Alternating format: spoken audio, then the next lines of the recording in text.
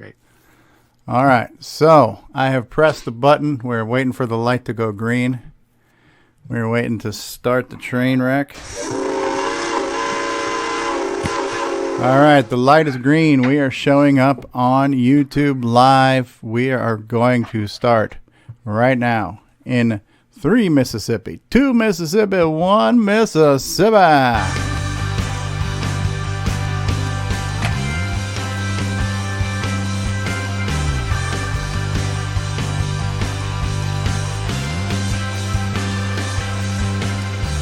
This is CoCoTALK, the world's leading live talk show featuring the Tandy Color computer. Streaming live on YouTube and Roku, available as a podcast and enjoyed the world over.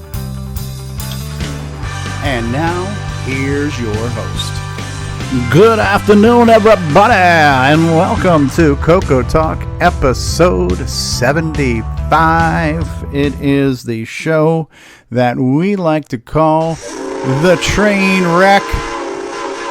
The train has left the station. The train is on the rails, but it won't remain there for long. But we're back. We are live. We are on the air. This is not a fuzzy bunny cartoon by any means, but there are a bunch of fuzzy bunnies in the panel, starting with the fuzziest of bunnies, Al Hartman. How are you, sir? Very fuzzy and okay. We also got a fairly fuzzy guy from Arizona, Ron Delvo. Hi, everybody. Not quite so fuzzy today, L. Curtis Boyle. Hello, everyone from snowy Canada, where it's snowing pretty good outside right now.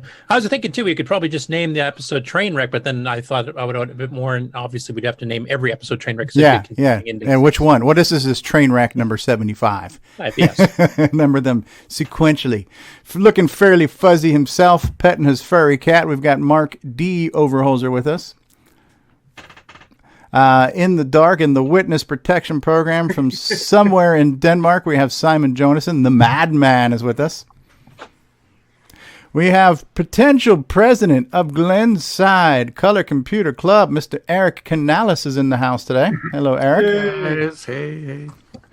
Creator of the Switcheroo, as seen at PenFest 99, PenFest 2000, CocoFest 2018, as seen at CorgsCon, Hamvention, as seen at the Department of Motor Vehicles. We've got Jason, the Coco Man Reichert, with us in the house.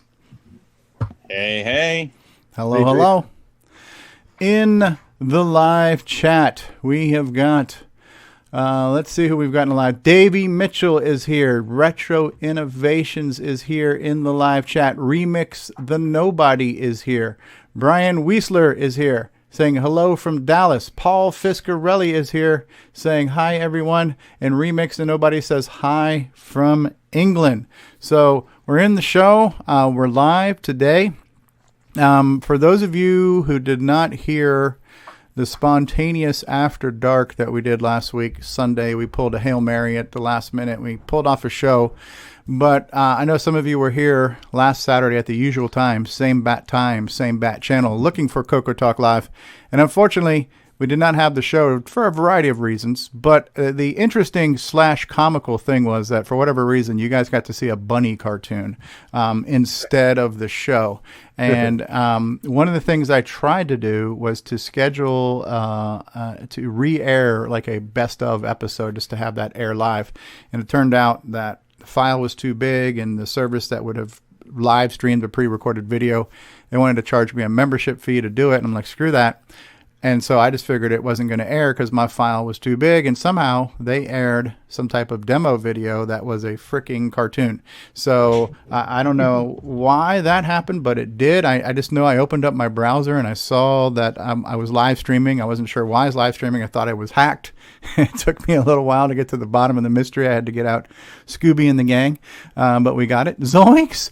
And so it was just one of those things. So yeah, I hope you guys enjoyed the bunny cartoon.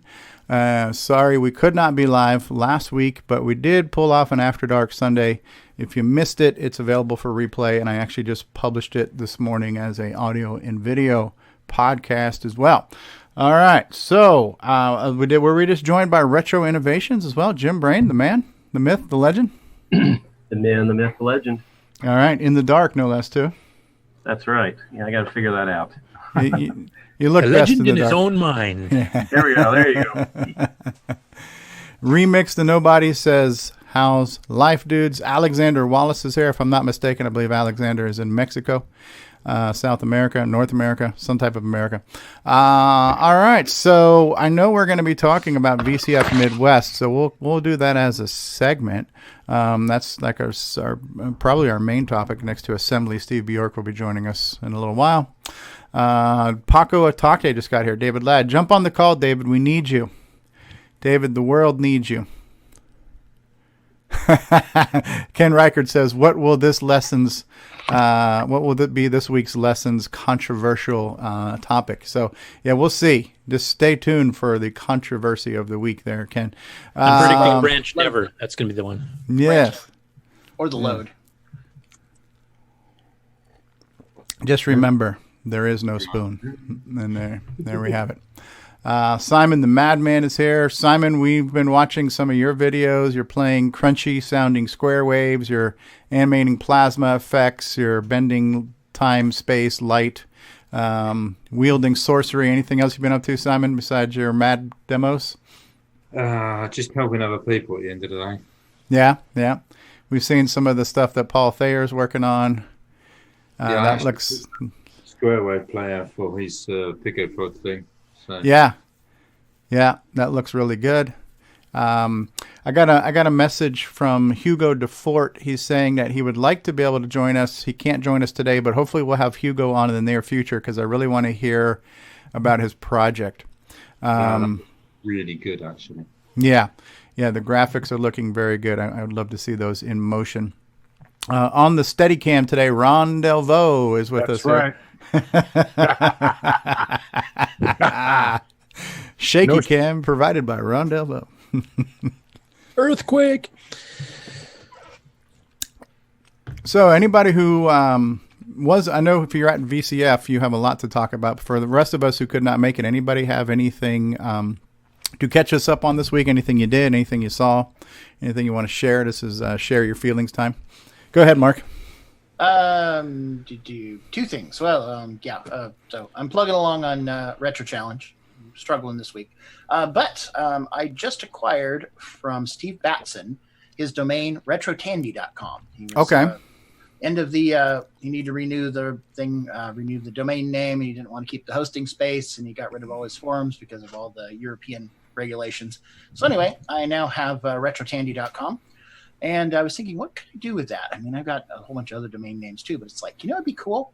I could do email redirectors. Or if you want, I can give you an email account with 2 gigs of space.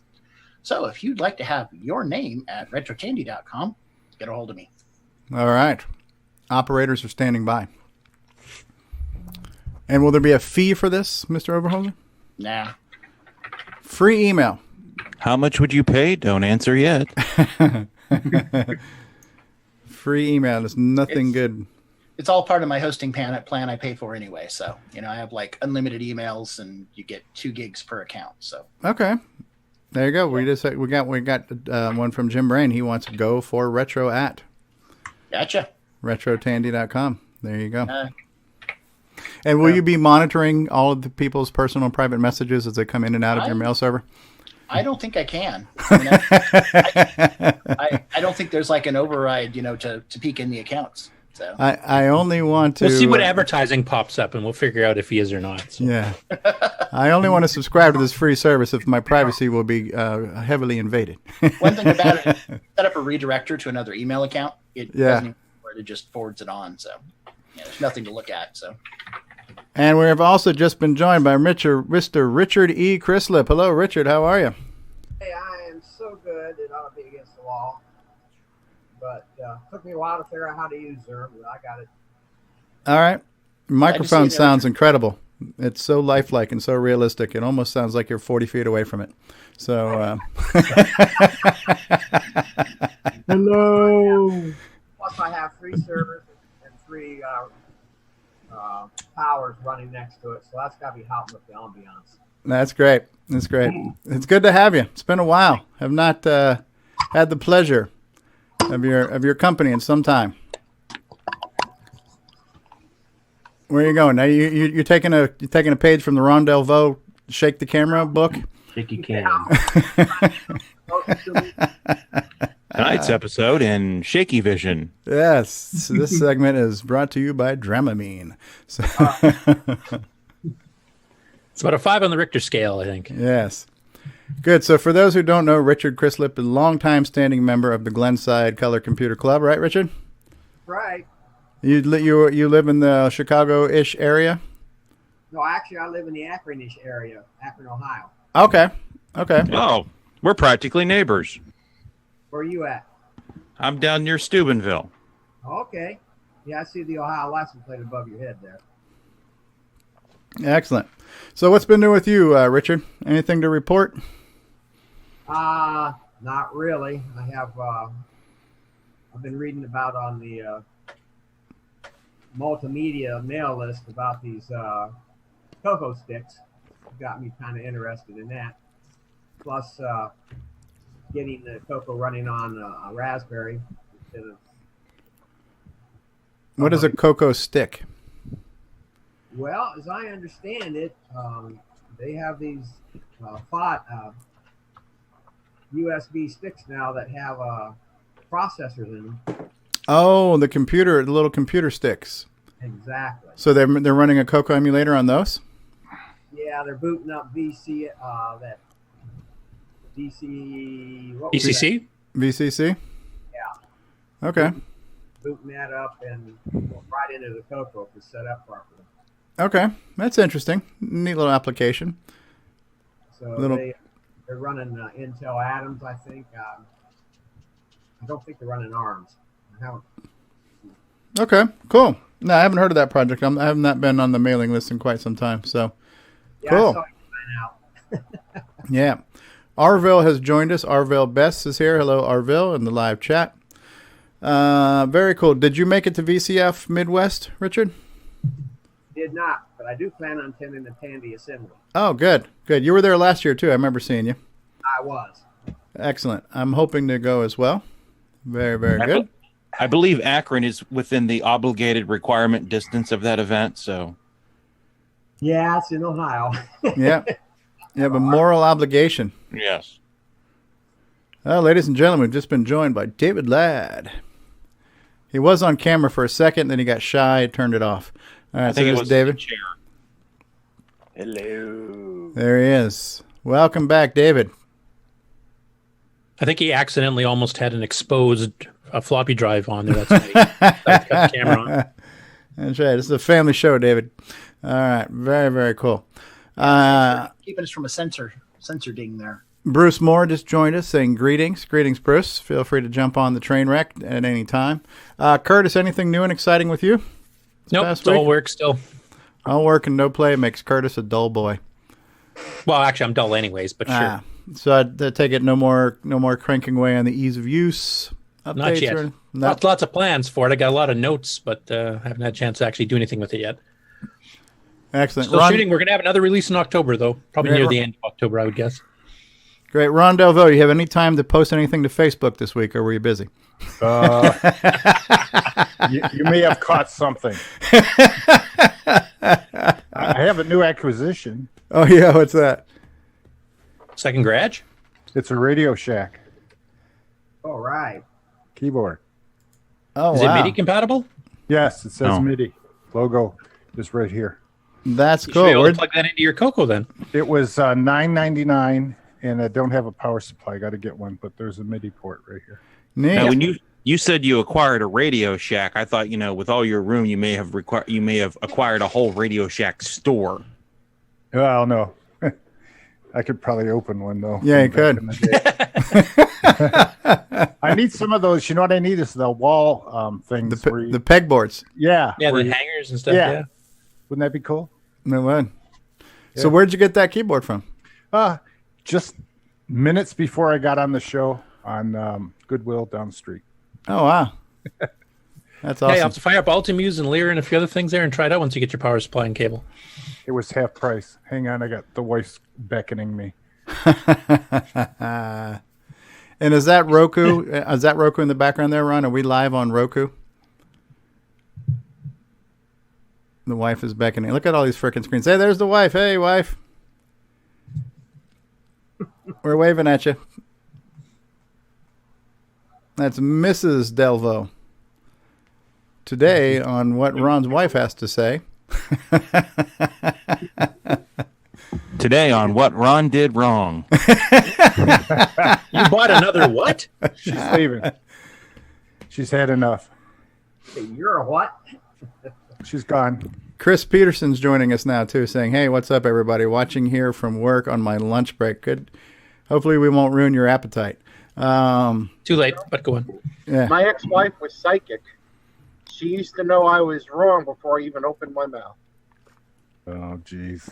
You know, yeah, put 44 years in like I do, and you have like a relationship, you know. Yeah. It works out. Your wife is a lovely woman, Ron. She could have done so much better. Well, too bad she didn't hear that. Lucky for you, right? So Cat. Why don't you get the last word in? Yes. yeah. Far out. Anybody else got anything cool going on this week they want to share with us? Show and tell time. Share your feelings. How many of us, when we have our computers on, flips a circuit breaker off? Anybody? Just you, Ron. No, I haven't either. No, I'm just asking. Because Jim Brain has a lot of stuff there, too. I do. I flipped the circuit breaker here. So does Richard. Hey, I just got a funny joke sent to me by somebody watching us on Mixer. You guys want to hear it? Yeah. Okay, Sure. this comes from not sure if I'm pronouncing it right now. Rapids Jacko says, "You want to hear something funny? Is an argument between two vegans still called a beef?" Yeah. That's good. Yes, good one there. Rapids Jacko with the jokes. Knock knock. What does that do? Yeah. All right. So we have Ron Delvaux panning around his Yes. his room of technology. It must be about 9,000 degrees in there, Ron, with all that old tech, huh? I dropped the temperature some and the fan's on. Okay. Yeah. Does the electric company send you a Christmas card every year? I have a special rate. Hey, there's CoCoTALK number 2. Earlier in the show, before we went live, CoCoTALK number 1 was on with Mark Overholzer. What's your cat's name? Rocky, right? Rocky, yep. Rocky. Hey, Rocky, how you doing? How you doing? Yeah. Yeah, how you doing? It's Rocky. Excellent. I have a project. I have an acquisition I'm going to show off here. And in order to do that, let me play a quick little spot here, because this spot is going to be a little teaser in what I'm going to show you guys right now.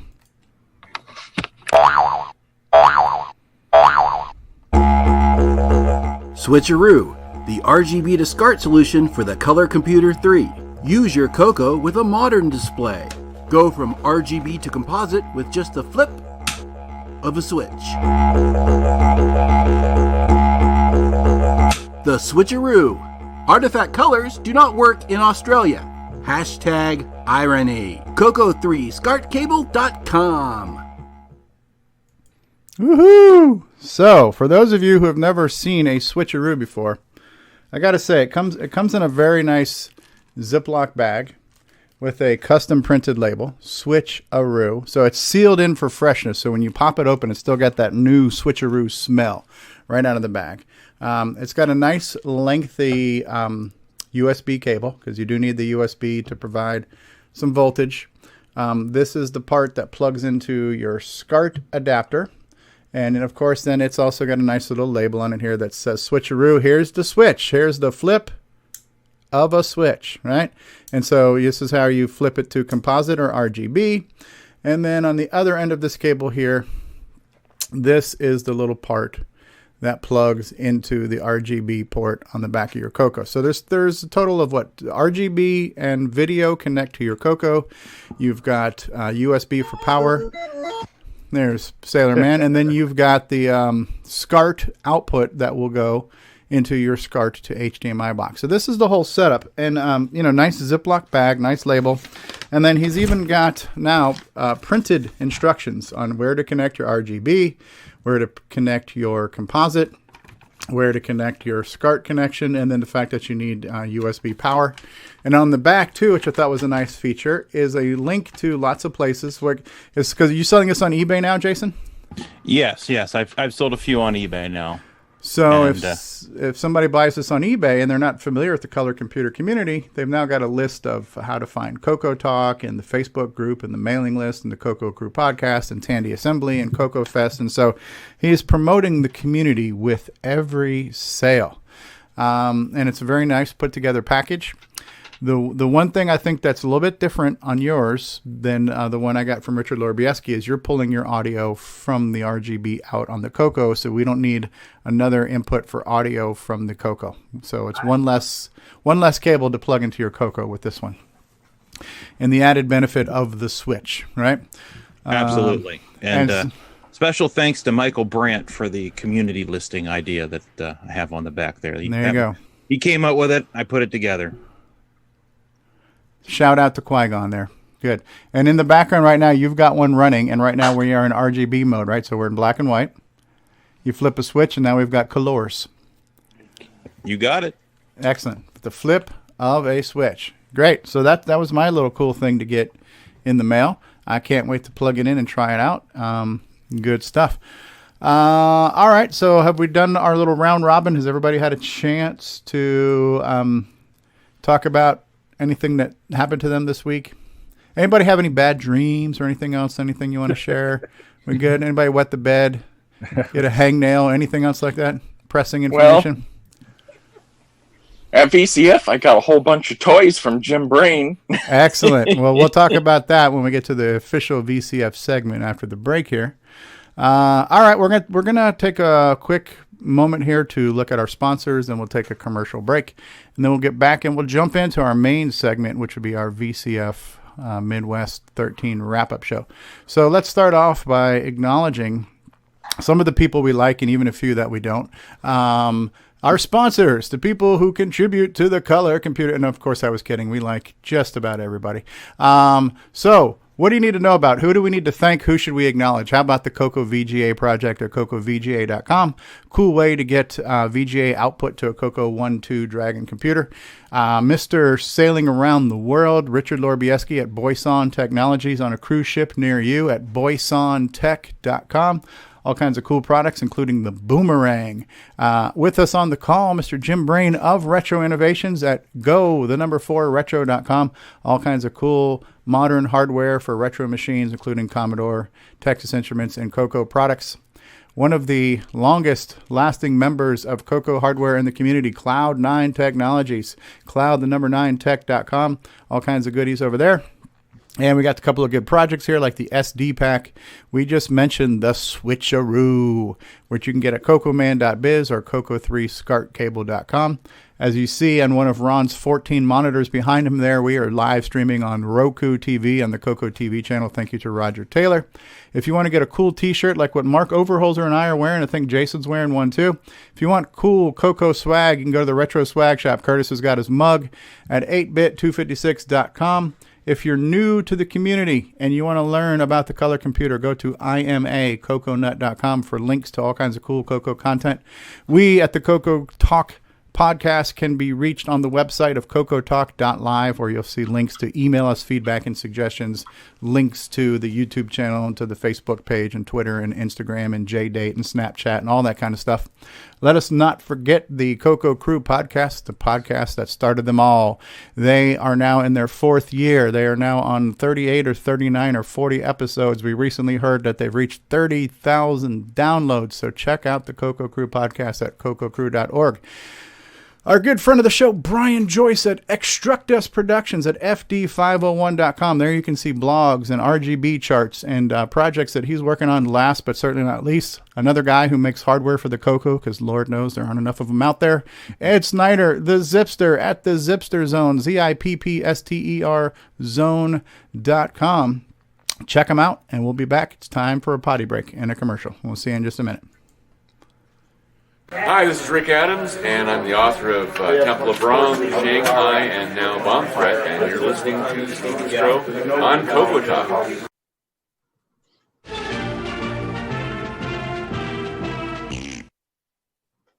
Hi, I'm Mike Rowan, and you're watching the original gamer, Stevie Stroh. And when you're done watching, come over and listen to the Coco Crew podcast.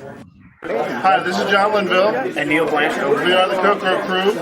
I hope you're enjoying watching Stevie Stroh play video games, especially the Coco games. And when you're done with that, check out our podcast at CoCoCrew.org. What's going on, everybody? It's me. It's the original gamer, Stevie Stroh. And I want to talk to you about our talk shows. So some of you are probably aware of CoCoTALK, the world's leading live talk show featuring the Tandy Color Computer, which we've been doing right here on this YouTube channel for, over a year and a half, and over 10,000 podcast downloads and 30,000 views of the live stream. It's been a pretty popular show, and ironically, it's about an old computer that's 30 years old that most people don't know about, and still, it's been a fun, cool show. So what's happened is that CoCoTALK has evolved into CoCoTALK After Dark, which is kind of like the adult drinking game version of the show. Very fun, very fast, very loose, but still good times. And CoCoTALK After Dark has now evolved into two other shows now that I think are going to be of interest to a lot more people. So we're going to have a Retro Talk show that is about all kinds of vintage systems and retro gaming consoles and whatnot. And then we have another show that's called Geek Talk that is going to be about anything cool. So if you're into like movies and comics and collectibles and the Marvel Cinematic Universe or collecting Funko Pops or whatever it might be, Geek Talk might be the show for you. So if you'd like to join a live talk show and either be on the show with us and talk with us or be in the live chat, anyways, if you like talking about cool stuff and fun stuff, join us on a future live talk show right here on this Original Gamer channel, and we'll see you there, and let's talk. Some people have big plans after school. You know what Elliot's going to do? Jeff, too. Elliot's at work on a book report using Scripsit on Radio Shack's Color Computer 3. It hooks up to his TV. And Jeff's at his Radio Shack Color Computer 3 playing the newest football game. But wait, what's Elliot doing playing new Super Pitfall? And Jeff's having a blast with a new math tutor. You never know what you might try with more than 100 programs for fun and learning. Radio Shack's Color Computer 3 comes with everything you see here. Other items each sold separately. Only at Radio Shack. Did anybody ever have a blast with a math tutor? I cannot imagine that being something kids would be in front of the TV saying, "Oh my Having God!" a blast with the new math tutor. I think under the influence of acid, it might have, but other than that. All right, so who else joined us in the call now? So we got Chris Peterson here. Chris has been mentioning in Facebook that he's been looking for EdTasm to get into assembly. He says he's looking forward to the assembly segment today. What else? Sheldon McDonald, I'm new to SCART cable. Do you need a monitor that supports SCART connection? Is there an adapter to VGA? Well, actually, they make these boxes, Sheldon, that's a SCART to HDMI adapter. So you plug the SCART into one side and you have HDMI out from the other side. And then with that flip of the switch, the same box and the same cable will give you both RGB and composite on the same deal, just with the flip of a switch. Mikey has joined us. We've got the cat's butt perfectly in camera here. We got the brown eye winking at us. So, Davey Mitchell, Mikey says that foot better not get in the way of the MC10 program that I'm working on. We had the big Monty Python foot squishing the thing. All right, cool. And Bruce Moore says you might be blown away. It just kind of depends on the math tutor. Probably not the one in the cartridge, but maybe a hot for teacher type math tutor might just blow you away. So there we have it. Hey, Steve. Yeah.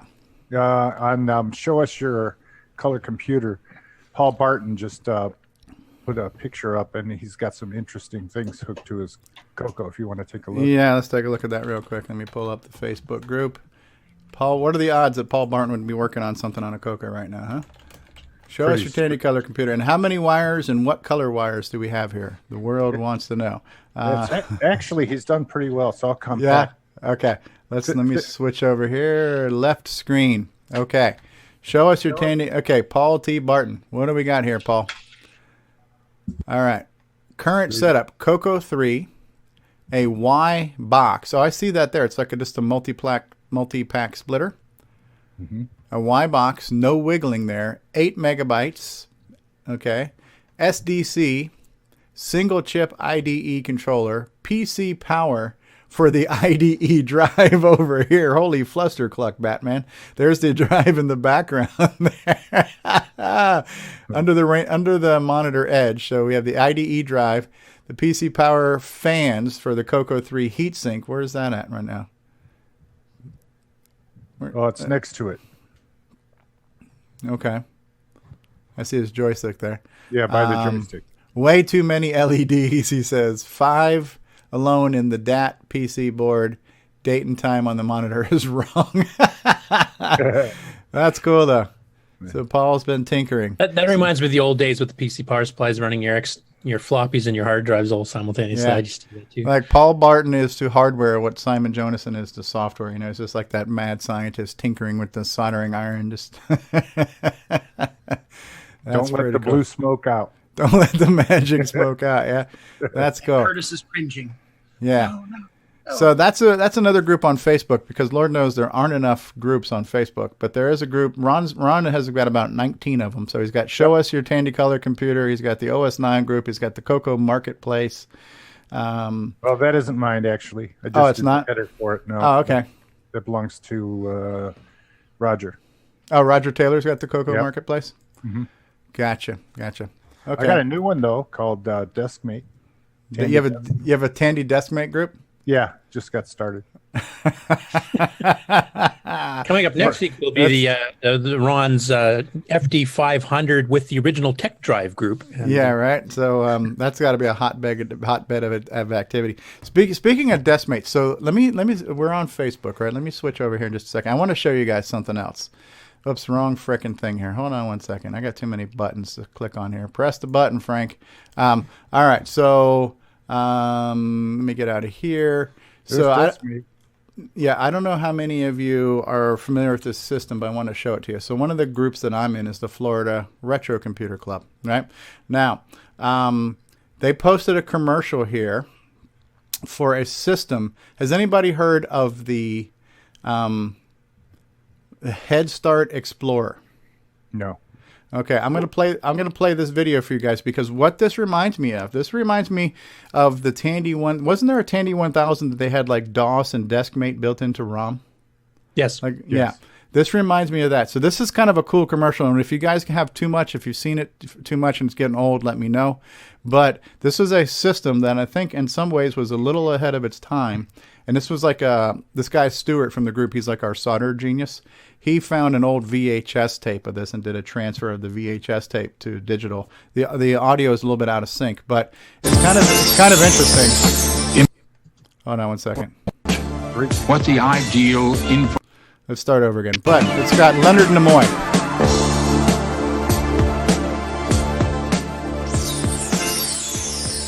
Imagine for a moment what the ideal information processor would be like. What would be the most human-compatible computer we could design? It would be compact, sleek, and be compatible with our lifestyle and decor, both at home and in the workplace. This perfect processor would need to be compatible with the vast quantities of information already available to us, which on Earth we refer to as software. On Earth, and he says. Notice it that. would need the ability to expand, to attach peripherals of various kinds, to use all the resources we are familiar with to process our information without any barriers whatsoever. We would also demand the capability to access the facts we use regularly, the tools on our desk, and have instant access to the important information in our lives, separating the rubbish from the useful. And most not talking about importantly, Facebook. Yeah. this perfect information processor would have to be expandable, allowing us to add horsepower as our needs grow. Ooh. Still, we want to be able to expand easily without becoming an engineer. Does this look familiar? In the process. Ladies and gentlemen, I'm proud to say that this ideal information processor now exists, and thanks to Head Start Technologies, is available to people everywhere. From a company that has always been advancing the state of the art in consumer computing. a division of North American Philips Corporation, one of the world's largest technology conglomerates. Meet the Head Start Explorer. Finally, computing brought down to Earth. The Explorer's unique fold. Have any of you guys seen this or heard of this before? No. Nope. Wait till you see some of the stuff. Is this getting old, or are you still interested in this? I'm still interested. This is riveting. Dual 6809s in it? Hey, it's got Leonard Nimoy. How bad can it be, right? Up keyboard and all-in-one construction makes it a perfect complement for the home or office. Yet, behind this attractive, sleek package is a human-compatible computer that embodies all the ideals we would want in the ultimate information processor. The Head Start Explorer is completely compatible with the largest base of software in the universe, the world of the IBM compatible. Yet, the Explorer goes far beyond that with its built-in graphical interface. For the first time, here's a computer that turns on instantly, is ready to use immediately without needing a disk and no learning curve. Just a push of this red button on the side, and the computer comes to life, presenting you with useful tools immediately. On the left, you have 5 built-in applications, a date book for tracking your appointments and to-do list, a handy desk calculator, complete with memory and a printable paper tape, a phone book to instantly retrieve the numbers that are most important to you, a full-function word processor with a 100,000-word spelling checker. Notice how in all the included programs and in the Explorer environment, what you see is what you get. The buttons on the screen graphically present your options, and quite literally, with a push of a button, your changes are instantly shown on the screen, so there's no mistake. You get immediate feedback and results. The same immediate feedback is built into every function within every Explorer program. You press the button to select text, and the Explorer guides you step by step. Also included is a versatile filing cabinet for managing your day-to-day information. Since there's no learning curve, and all your options are graphically presented, just press the button, and the successful results are immediately evident. Best of all, these built-in programs are all IBM compatible. And since they are all built into ROM, the 384K of read-only memory in the Explorer, you can use all these tools without struggling with any diskettes. Just turn it on, and the applications appear instantaneously. Across the bottom of the screen, you will see the peripherals that you have attached to the computer, a mouse, printer, or joystick. And along the right side, you see the disks that you have inserted into the computer. The Explorer instantly senses when you have inserted or removed the disk and vividly shows you what you have available. You can navigate your way through the IBM-compatible programs and let the Explorer do the work, managing your data for you, turning it into useful information. The sleek, trim look of the Explorer belies its expandability. The basic computer comes complete with a mouse port, serial port for modems, parallel port for printers, connection for joystick, and a connector for an external 5¼ floppy drive. Ooh, David. Into the main board of the machine, you get the 4 types of IBM-compatible video: monochrome, Hercules, CGA, and our own custom 16-color extended CGA. On the right side, you have a 3½ floppy drive and what looks to be a battery compartment, but is actually a specially designed Automagic disk drive slot. Just open the compartment. Bruce says it looks like ease of use. 40-megabyte Automagic disk drive, and the installation is complete. Automagic. The Explorer bulletin board will automagically sense that you have installed the drive. Click on the icon of the Automagic hard drive, and you will see a menu of the 10 additional programs that come with the Automagic drive. Family favorites like the Sesame Street programs, bestsellers like Mavis Beacon Teaches Typing and the Chessmaster 2000. You can't have a blast with Math like Tutor, Head Start's though. own Office Manager, and useful utilities like Backup Pro and Xtree. This is the first computer designed to be completely expandable without needing an engineer or even a screwdriver. Just pop off this top compartment and you can expand the memory with the Explorer RAM pack and expand your world even further with this completely IBM-compatible expansion slot. The incredible Head Start Explorer, an instant-on machine which is immediately useful with MS-DOS and 5 applications built into the memory of the computer. Wow, A that's graphic really environment that is completely intuitive, designed to be immediately usable with absolutely no learning curve. Completely IBM compatible, so you can access the thousands of IBM compatible programs out there. And in the very near future, many of today's best-selling programs will also be tailored to make full use of the advances in the Head Start Explorer. You get expandability. What do you guys think of that, huh? That's pretty cool. I want one. How do they did they have any thought of upgrading the or changing the firmware? No. Honestly, I don't know. Like I said, I'd never heard of this system before. Yeah, was but this ever actually released, or was this just like a apparently, because actually somebody posted a link to somebody selling one of these on eBay right now in the box with the box and everything else. And what time frame was this out? I'm just curious. Was it pre-Windows? It had to be, because they're really kind of pushing the fact that it was graphical, and I would have it's hard to remember, but there was a time that the fact we had to launch software from a command prompt was intimidating to a lot of non-technical people. There was a small problem with the hard drive.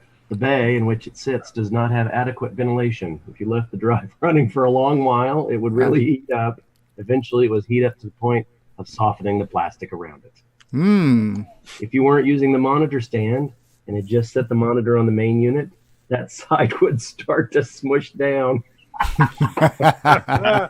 Are you looking up some factoids on it? Yeah, it was produced. It was on there's a link to it on the Obsolete Computer Museum. Okay. How many was sold? Doesn't say. No, Does it say when it was sold? Like what year? I'm looking. No, it doesn't say. I'm just glad to see it was human compatible. Human compatible. Human compatible. I just thought this was hilarious that you basically put your monitor on there and all of a sudden your monitor would start going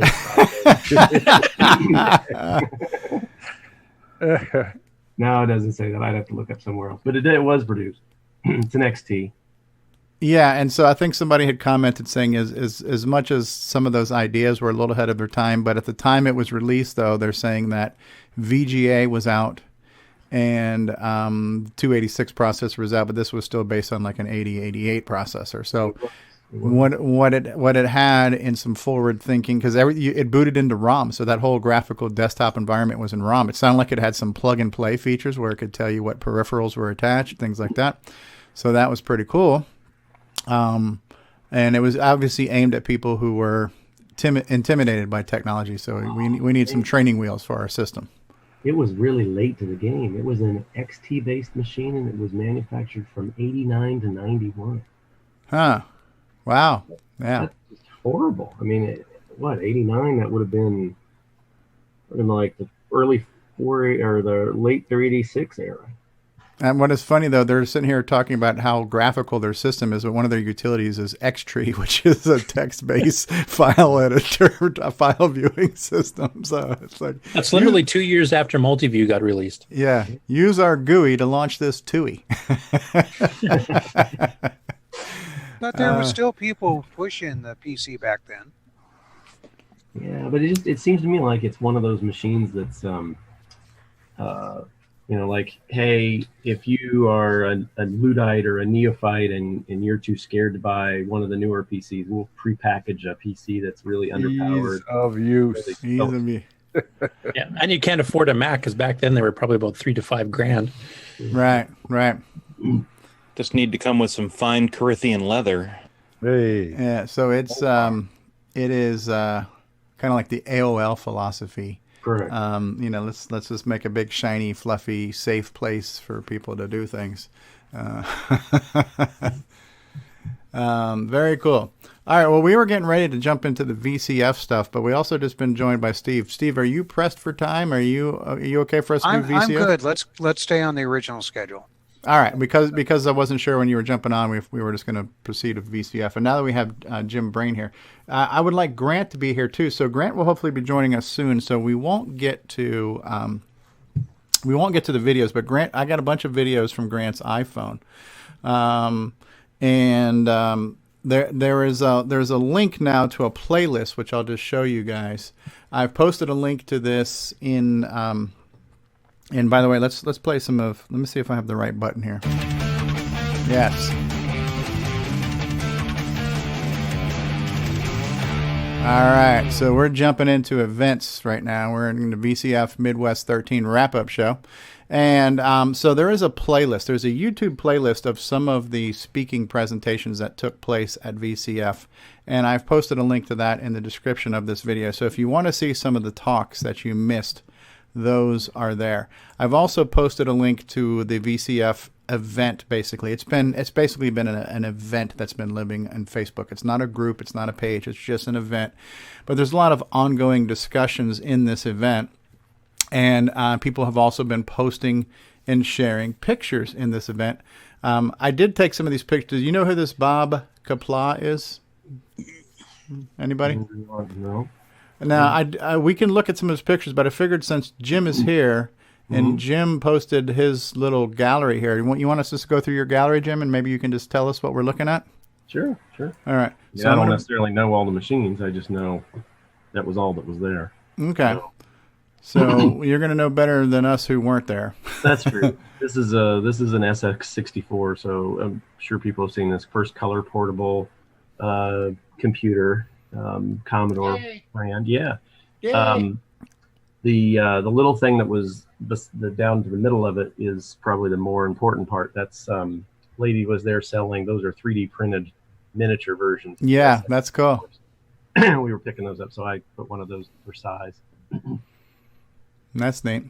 Yeah, so this had a built-in color CRT, Correct. Had a built-in floppy. Was this a bay for a second floppy or other peripheral, possibly? Was you can go look online. I can't remember if it was rumored or it was officially announced, but this is the SX64, and a lot of people thought the S stand for single executive 64, and so there was a rumor of a dual executive or DX64, which had a second drive in there, and you can put the second drive in there, okay, and put another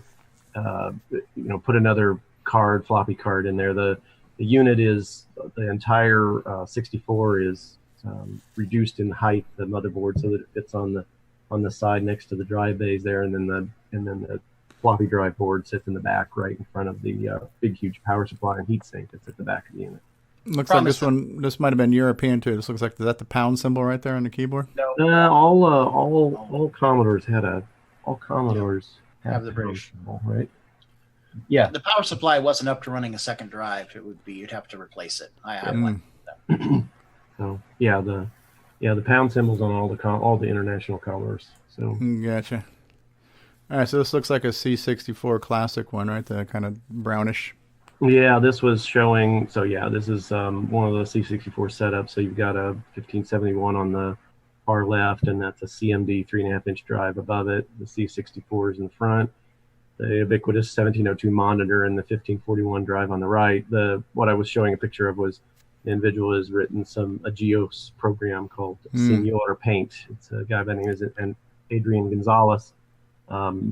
Obviously has a Hispanic background, so he has a program called Senor Paint. You can draw the stuff on the top, and then it's kind of maps into the final version of it on the bottom. So for those who don't speak Spanish, that would be Mr. Paint. That's right, Mr. Paint. Fair enough. Thank you for the translation. Yes, no problemo. Also here on the right, it looks like he's got some type of PS2 mouse adapter. Yeah, there's some more pictures of that as we go forward, but yeah, he actually developed a PS2 mouse adapter for the Commodore. Cool. And what's this little flash thing in the background here? Easy Flash. Yeah, that's the Easy Flash C. So that's a product developed by Thomas I'm probably going to mess up his last name. Giesel, I believe is at least that's how you spell it. And it's an 8 meg 8 meg flash cartridge for the Commodore 64. Okay, here's a close-up of that adapter for the PS2 mouse. So is that a serial port it's plugging into? Or a joystick port? That's the joystick port. Gotcha. Oh. It's kind of clean. There's also analog paddle inputs on that too. Yeah, and it supports more than C64, so it's it'll do the Amiga and the C64. I don't know if it'll do the VIC-20 or not. I know there's a lot of different machines that have very similar mouse kind of capability, and so he's putting a lot of that support in there. That's cool. Mm-hmm. All right, so this is for size comparison. Is a little mouse next to the 3D printed mock-up. This system also would support a secondary monitor too. I believe it had a composite out, so you could put a full-size monitor on top of that portable Commodore.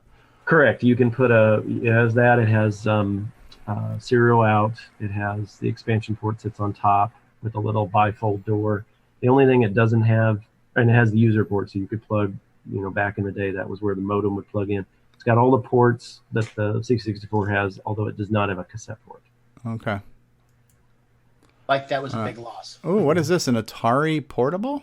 Yeah, this is a Stacy 2. I didn't know Atari ST had a portable, and so somebody was there they'd found this at an estate sale, looking to sell it for about $500. It was the Stacy, said the Stacy and the Stacy 2. I'm not an Atari 16-bit or 32-bit aficionado, but I assume this is kind of one of the later ST models into a portable unit. That thing to the left is a aftermarket battery pack for it. So there's a big space in the Stacy 2 in the back for a battery pack, but at the time, evidently, the unit consumed so much power that they ultimately did not put a battery pack in it. But now somebody's made is using lithium ion or NiCad. Okay. I like the fact it has the trackball built into it too. Yeah. And up the top, we were pointing it out. There's looks like a little recess in the top left corner of the top of the screen or top of the unit, and that thing that's sitting at the top there is kind of a button from looks of it. So, not sure exactly what it did. We turned it on. The next pictures show it booted, but we didn't have a chance to do much with it.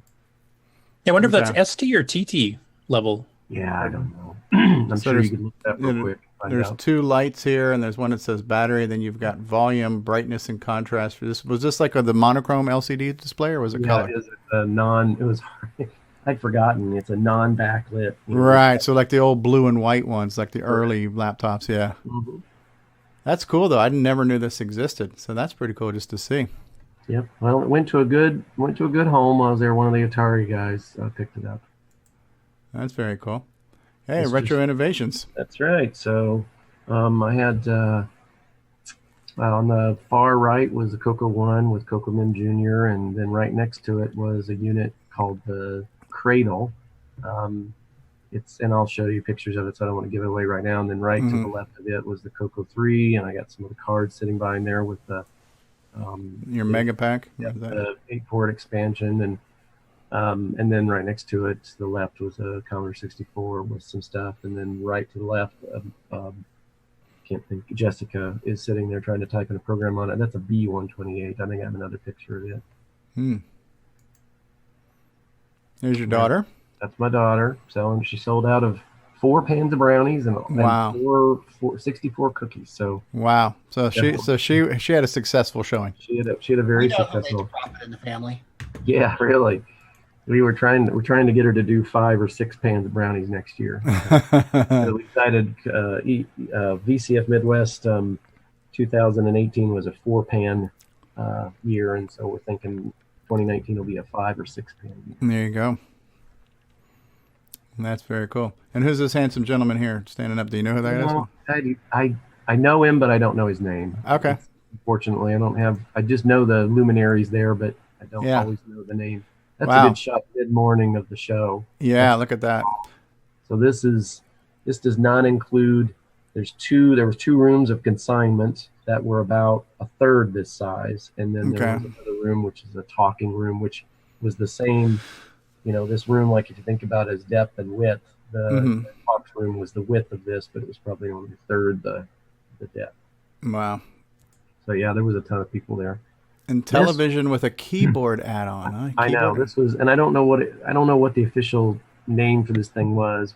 Maybe if was it Aquarius or something? I'm trying to remember. No, this was never released. I mean, it was they put a couple units out and tried to work out the bugs. That is a standard Intellivision unit in the middle there. You slid it in and it had a connector underneath it, and then they had a little ribbon cable, I guess, that connected to the cartridge port. But it was just an odd machine. I don't know.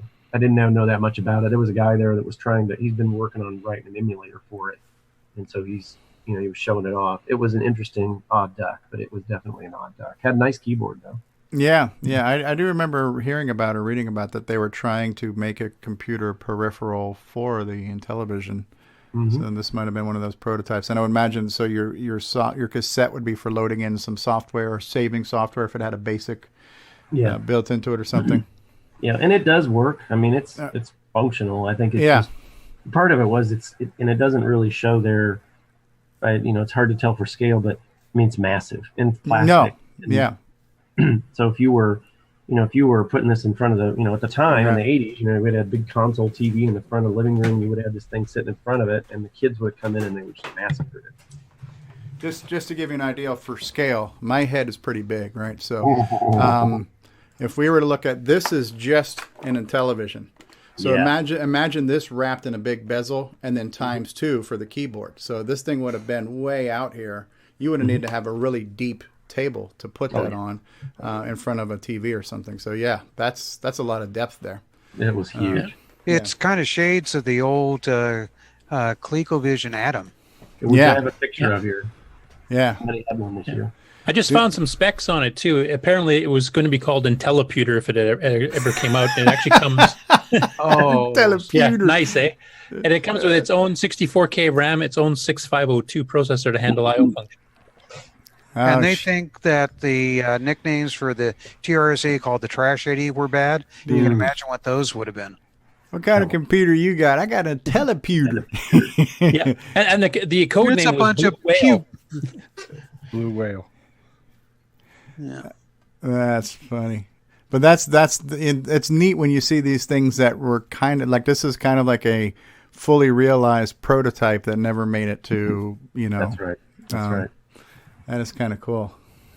So this is a Winchester, a dual Winchester drive for the Commodore PET line, and this thing is massive. And again, another massive item. So a PET is a huge machine. I'm looking at one. Probably almost 2 feet deep, and that unit is deeper than the PET. Like a PET is like the size of a Model 3, basically. Yeah. So, enormous thing. And so this would be like a 5 meg drive, or it was 22 meg, if I remember correctly. No, that's right. No. 22,000 blocks, and a block is 256 bytes. So half that. So divide that. Well, Quarter that. Quarter that for the megs. Yeah. 5 meg. Yeah. 5 megabytes. Would that have been designed to be like a little cabinet or case that would be like a pedestal? You'd put your PET right on top of it, like it would just hold your computer and it would sit underneath it? Or? I probably would sit next to it. Okay. It wasn't as wide as the PET. Okay. At least twice as wide. Yeah, it'd be like the old Tandy primary drives with a little key in the front. Wow. It wasn't pretty wide though. I just had a flashback real quick too. When we were looking at that video of that Auto Magic drive, and you said it.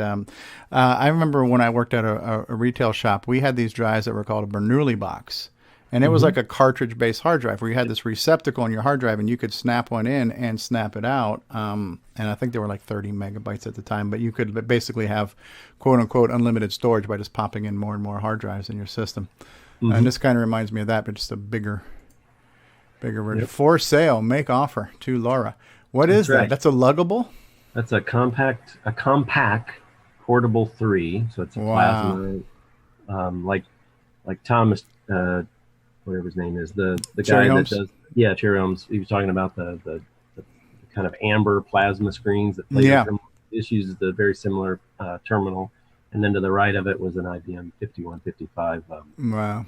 Portable. So the 5155 went for $150, and I actually picked up the compact Yeah. unit there. So if somebody's interested, it's got some screen problems. It needs a new screen, but I mean, it works, but the screen's got some challenges. These are neat little slices of history. Another floor shot. Yep. I recognize that ponytail there. Another Eric, right? That's Eric. Yep. He comes to Coco Fest. And Jim, I recognize this guy there. here. He comes to Jim. Coco Fest. Yeah. That's Jim Mazurek. Okay. Yep. And if I looked at that on the higher resolution, I probably can pick out a half dozen more folks. The Tandy, Eric is right in front of where the Tandy group was. Yeah. Okay. The Tandy cluster right there. Yep.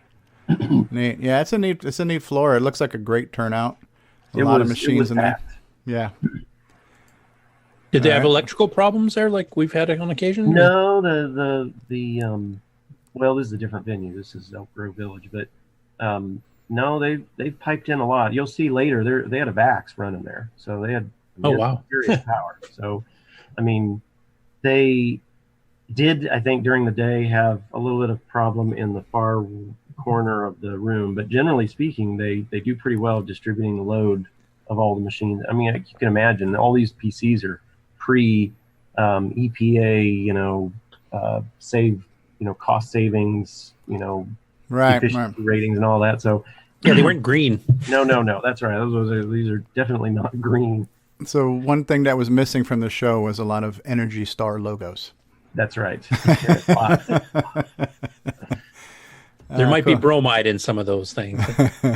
That's right. So this shot, it's a better shot of the cradle. So if you look at that machine, and I've not seen a picture, so I need to take a picture and put it online. But that machine that's second from the right, it's right next to the Coco One. Oh, right here. It is a it's called the cradle, and what it is if you lift it up. I took the screws out, so if you lift it up, there's a Timex Sinclair ZX81 or TS1000 underneath there. Okay. And so basically, this company made a 64K board with a joystick port or whatever, and wrapped it in this case, and then you would plug that. You would basically mount your Simon Sinclair inside the box, and then you would use this keyboard. The unfortunate part is that keyboard that's with it is not that much better. It's like a calculator keyboard. Okay. But I mean, and it's better than the chiclet keyboard of the TS1000, but not by much. Okay. There's Grant. Just took over the show. Oh, I'm sorry. I thought I was muted. I apologize. Hey, what's going on, Grant? Nice picture there. Yep. So. That's cool. I think there is a close-up of this. If it's not in yours, it's in the other one, and we'll find it. Yeah. And then there's a Tesla coil up on top. So. Yeah, there's a couple of videos of that I'd like to show, too, of it playing the music and stuff. So that's cool. I missed that. All right, so here's a PET. For those who've not seen a PET before, it's got the built-in screen, and this whole top part lifts up like a car trunk hood. Yep. That's right. First computer I ever used. Yeah.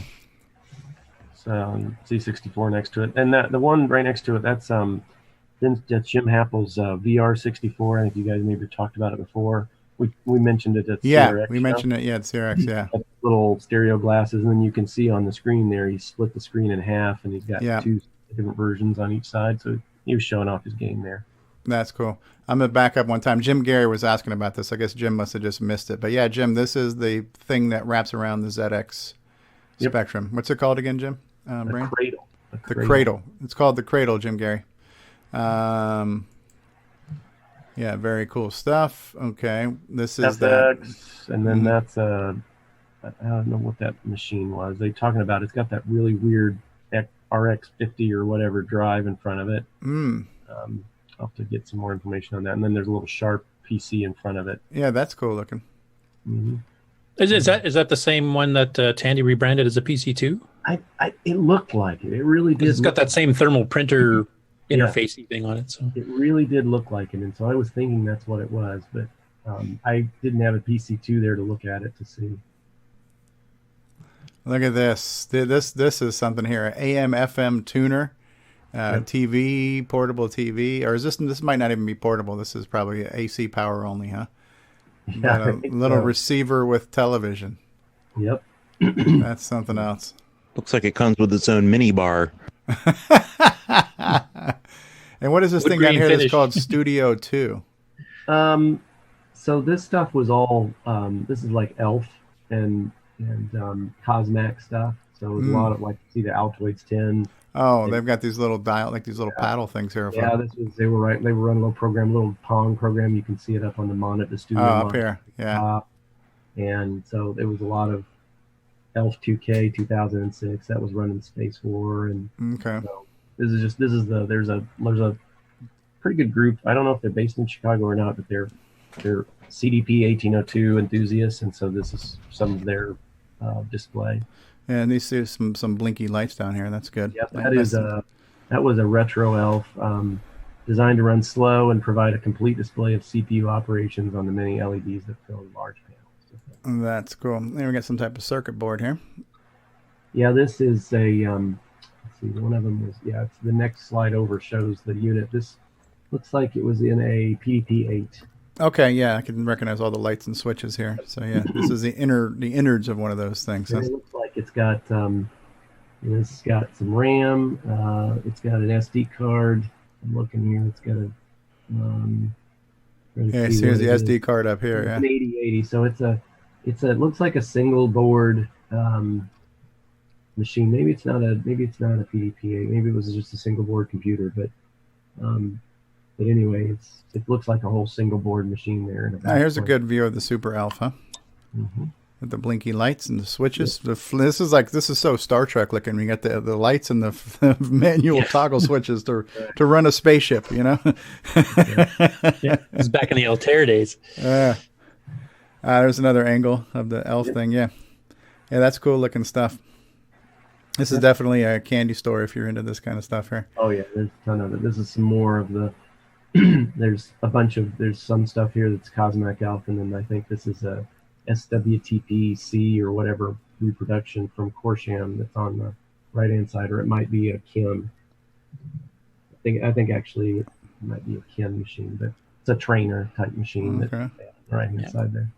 The Cosmic Alpha actually was Bill Noble's first computer he ever used. It is? So this is the VAX. It was running 4.3 BSD on the weekend. Wow, that is a 780 or what is that? Yeah, 780. Yeah, VAX. Yeah, that's what we used at the university. Mm-hmm. Yeah, talk about a vintage computer. Yeah, dim the lights in your house. You turn that sucker on. And some serious power they put together for it. Wow. Mm-hmm. Now, where does this thing live when it's not on display? It's a private. Oh, it's a private collector, so it's not part of the Federation's collection or anything like that. I don't believe it is. I mean, it's that's got to be a bitch to transport and get in. Well, it was. I watched them picking it up. They got a U-Haul type truck with a gate, and they were rolling it over to the. Were forklifts involved at all, or? I don't know. It was pretty heavy, though. I don't know. Maybe they unload part of it, so they lighten it up. Wow. But that's a vintage computer. There's another shot of it right after this. Holy crap. Look at this thing. Look at those. These are all power supplies in the middle here? I don't know. Or maybe down here. I don't know. It looks like they are, but I can't remember. I did look on the inside of the one we had on the campus, but it's a honker. So long ago, I don't remember. It's an H7100A, whatever that is. What a honker. Wow. Definitely huge. All right, we got a little mixed bag of systems here. We got the Aquarius computer. Yeah. Amiga, and you got an ST, and yeah. I don't know if that's one of the XE machines, the Atari. Okay. This was the Atari group. Okay. With a little bit of extra stuff on the left-hand side. Mm-hmm. These items are for sale. Yep. Okay. Very cool. This, I don't know what the hell that is. Is that an Atari? That's an Atari, and the thing next to it's okay, the XL or X, whatever. That's an MC10 right there with a that's the Ed Snyder expansion pack right there. Hey, Jim Gary, there's an MC10 here. Right. Eric was there. Eric, you had an MC10 on display, right?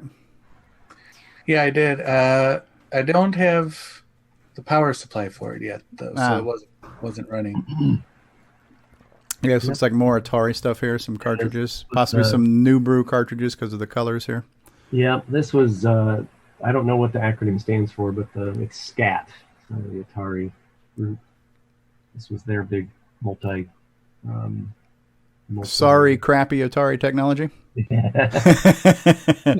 I'm saying sorry because it's a family show, because I can think of another word that starts with S and ends in Y. Are those Commodore monitors there? Yeah, the one on the left is a Commodore monitor. Hey, have you guys watched Maniac yet on Netflix? Because that show is kind of wacky, and they have a whole bunch of different retro machines in it. Maniac, it's called? Yeah, and it has 2 or 3, maybe 4 different scenes where you see Commodore monitor in there. I have to take a look for that. Okay, this is an Atom machine. I recognize this, the Coleco Atom. Yep. And so this has got the cassette tape. This is the main unit. This also got the ColecoVision built into it. The printer off to the side. This looks like a Commodore floppy drive, though. Actually, no, it is an actual. I didn't even know they made it, but Coleco made a disk drive for the Atom, and this guy had one. Now, what was this little thing to the right of the keyboard? Is that what you could like snap a joystick into to hold it and use your joystick as a mouse or input device or something? Yeah, it looked to me like it was aftermarket, but yeah, okay. Like those controllers would snap into it. Okay, and then here's some Atom tapes. I don't know if these are originals or reproductions or new stuff. They looked like they were originals. Okay, but I guess I didn't look at them that closely. Gotcha. Now, do you know the guy in the background with the nice? I talked to him for a little bit. I didn't know him. He's not. I mean, there's a core group of people that are part of the kind of the VCF ECCC group, and he wasn't. But I did talk with him. His son was there. I don't think I got a shot of, but both of them were there. And I think his foot's down here. He's wearing a Nike sneaker. Just he must have been. Yeah, he must have squatted down just in time. So yeah. Anyway, he had picked this unit up, and it was running, and it was cool. He said he bought it. I think he did have an Atom in the day, but I think he got rid of it. This was right stuff and whatnot. But of course, this is a unit that, as everybody knows, the power supply for the entire unit is in the printer, and so no matter whether you wanted to bring the printer or not, you have to. Right. Well, actually, there's now a third-party aftermarket power supply where you can get rid of the printers. That's true, and he was telling me about that, and he said there was a big spot in the back of the ColecoVision that you could put it in, but for most people, that was at least back in the day. That was and there was a problem too, where these things, if depending on how you had things placed, that they would actually erase the tapes, right? Yeah, that's right. They did. And I forget what it was, but yes, there was definitely some concern on there. There was a power surge that would start to erase the tape. So this is a close-up of that drive. It's an actual the ColecoVision family computer disk drive. Wow. Right. I mean, from a distance, it kind of looked like a Commodore drive. Just what I'm used to seeing them as kind of like an Atari drive too. Atari drive. Okay, yeah. Yeah, but this is an actual drive for the Atom. I didn't know they had one. I didn't know that was either. Yeah. That's right. I took a picture of it. I'm like, I had no idea.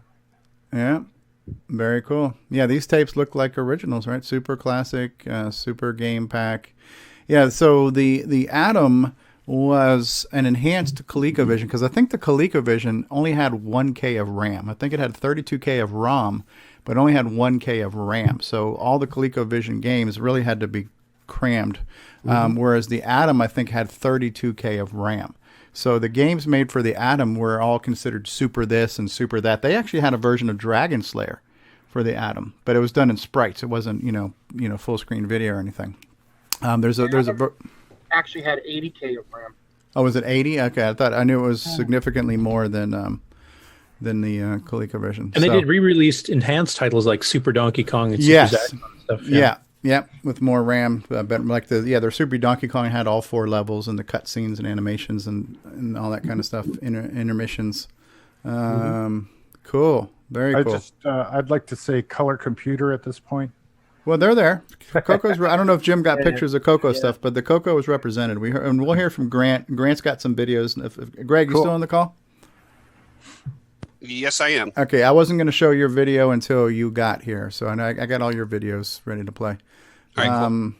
Is this a terminal, Jim? This is a full HP 3000 system. So it's a Series 37 system. That's an HP. I believe that's an HP terminal, and there's an HP. Okay, so is that mini computer or mainframe? Yeah, it is. It's a mini. We had one of those that worked too, and actually that box underneath the printer, if I remember correctly, that would be the HP 3000 case itself. It probably is. Wow. Some of these, I don't know a ton about them, but I wanted to walk around and make sure I got pictures and everything. It's dead, Jim. They also had big external hard drives about that same size with the removable platters you unscrewed to switch disk blocks. Really? Wow. Now, this is an interesting unit. I'm not familiar with it, but it looks kind of like a game console with a keyboard and a couple of sticks on it. This is called a video brain machine.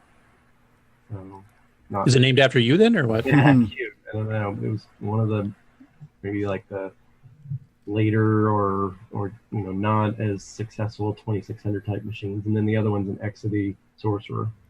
Exidy, like the video game company? I don't know if it's the same company or not, but it's spelled the same, EXIDY. Yeah. If I remember, both these came out before the 2600. They came out in '76, didn't they? Oh, I don't know. I can look them up. I seem to remember actually seeing mentions of those. Definitely more niche. Of course, you got an There HP. was a different Exidy machine that was based on a game system, and Radio Shack used to have a competitor called Lafayette Electronics.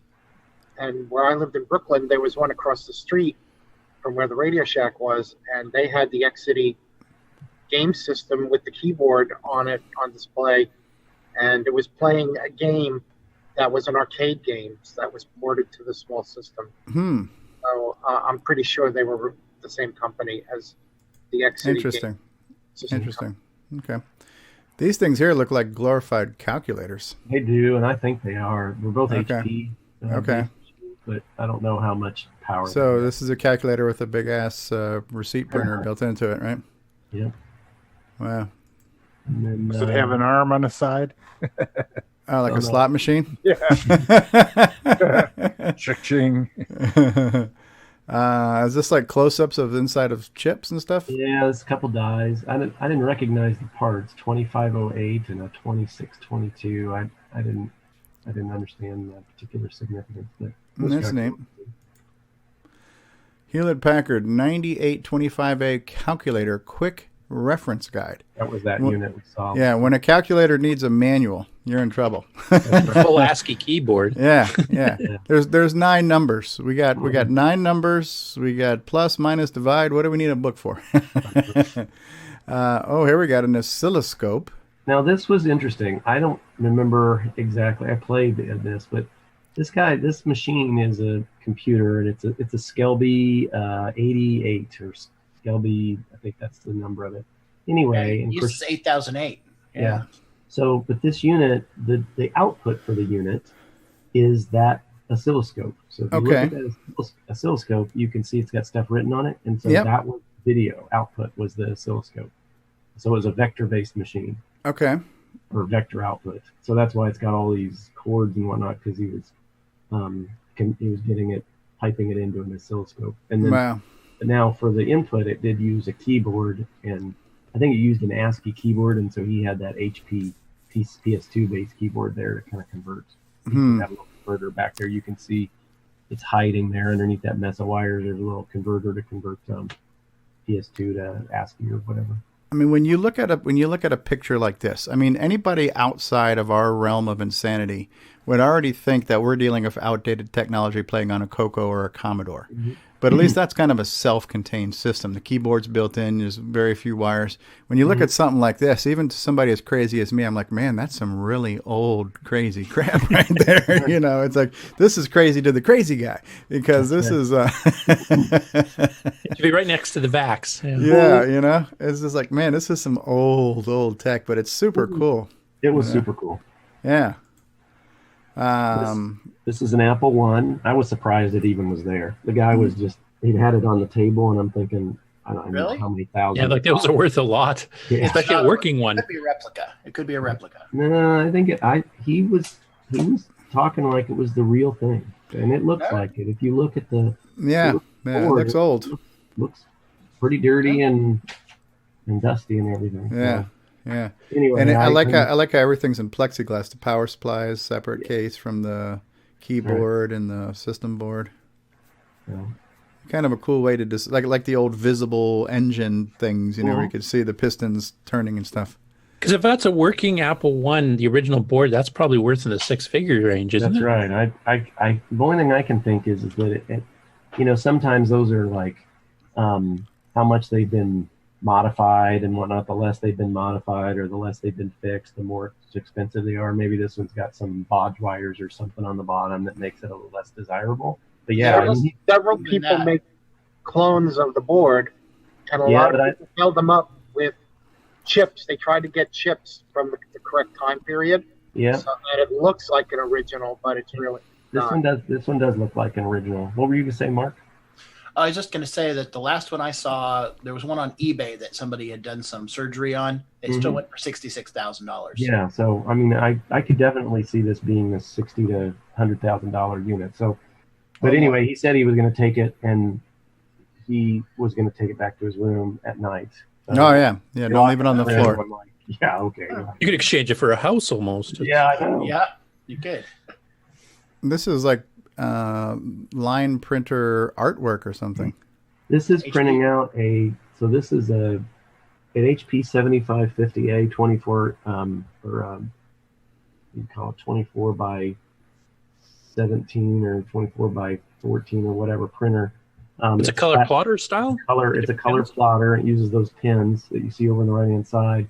I used to have one of these. Rotary. Yeah, rotary. It's a rotary carousel canister like that. He took the top of it because he wanted these special pins you could buy overseas, and those little orange things are 3D printed holders for the pins. They're like Japanese pins. They're really okay.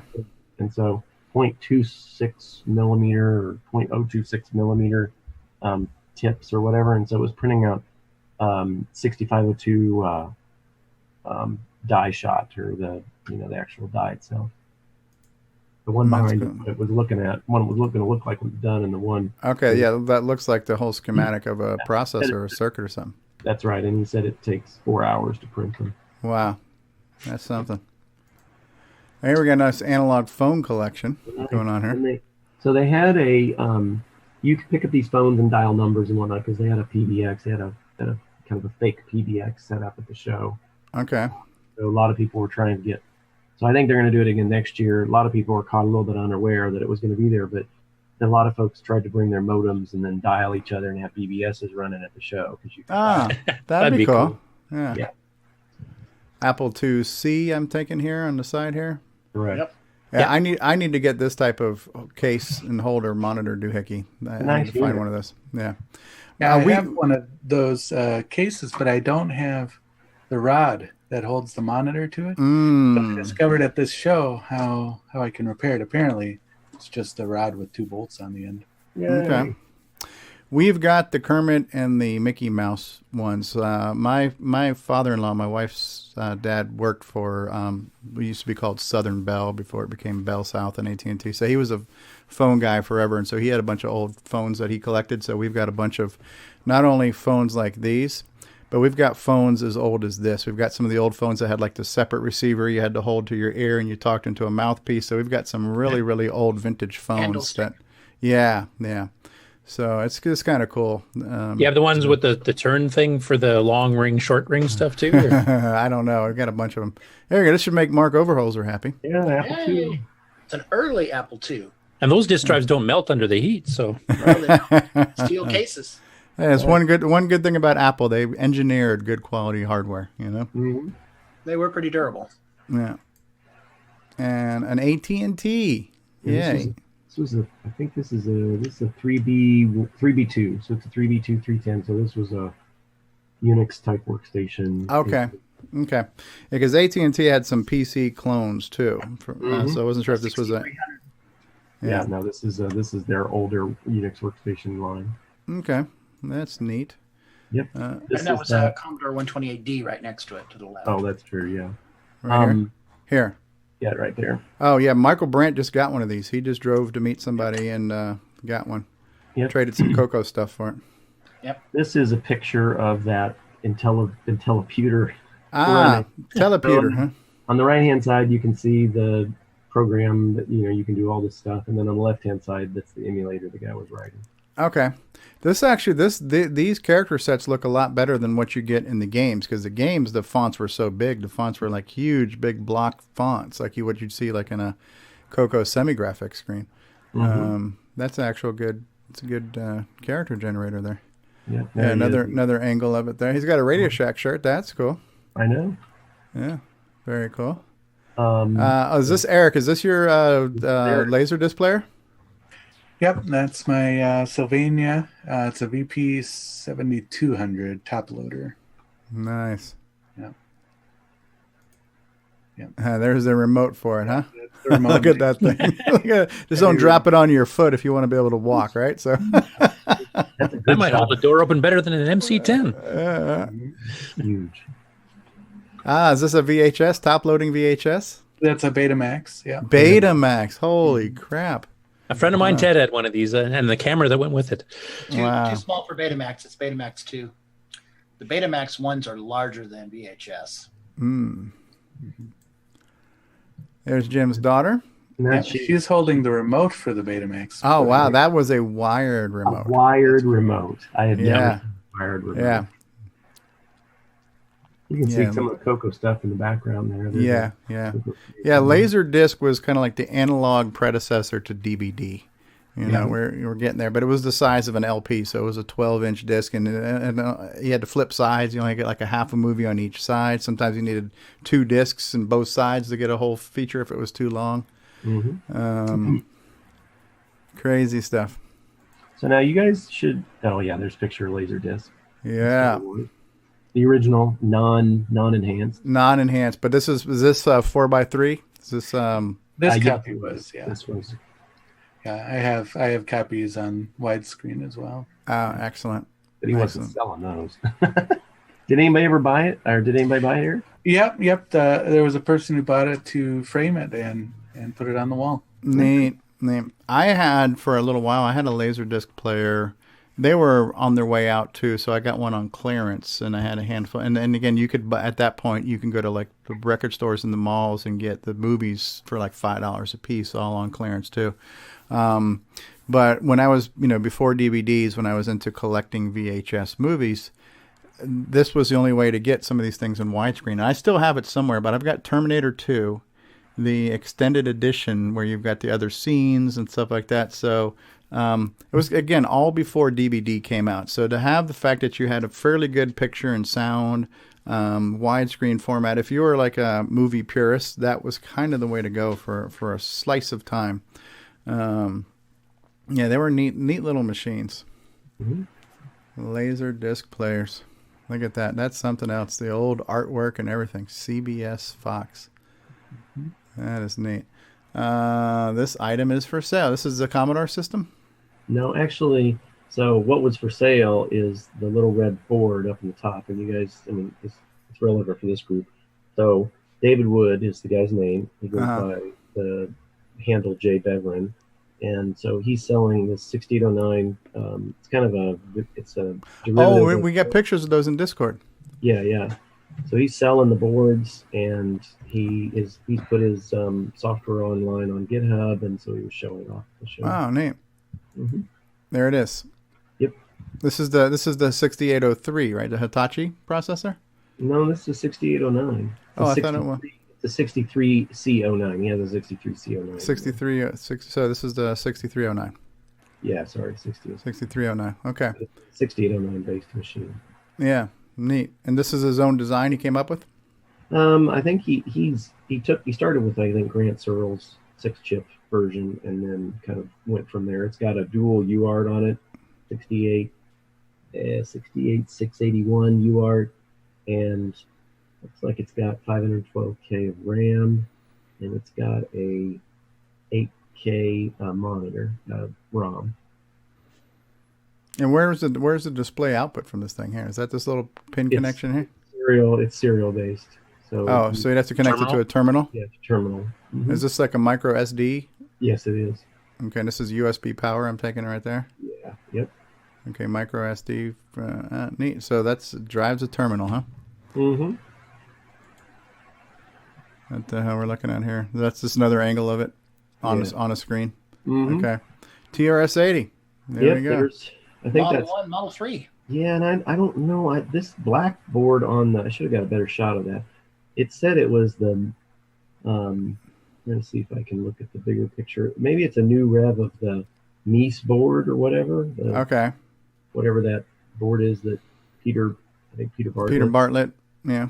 I think it might be a newer version of that board, kind of more self-contained. Got the SD card, and I think that thing on the back is the FPGA, but I'm not sure. Okay. So These items are for sale. This is a huge beast of a system, whatever Yeah, the and hell that is.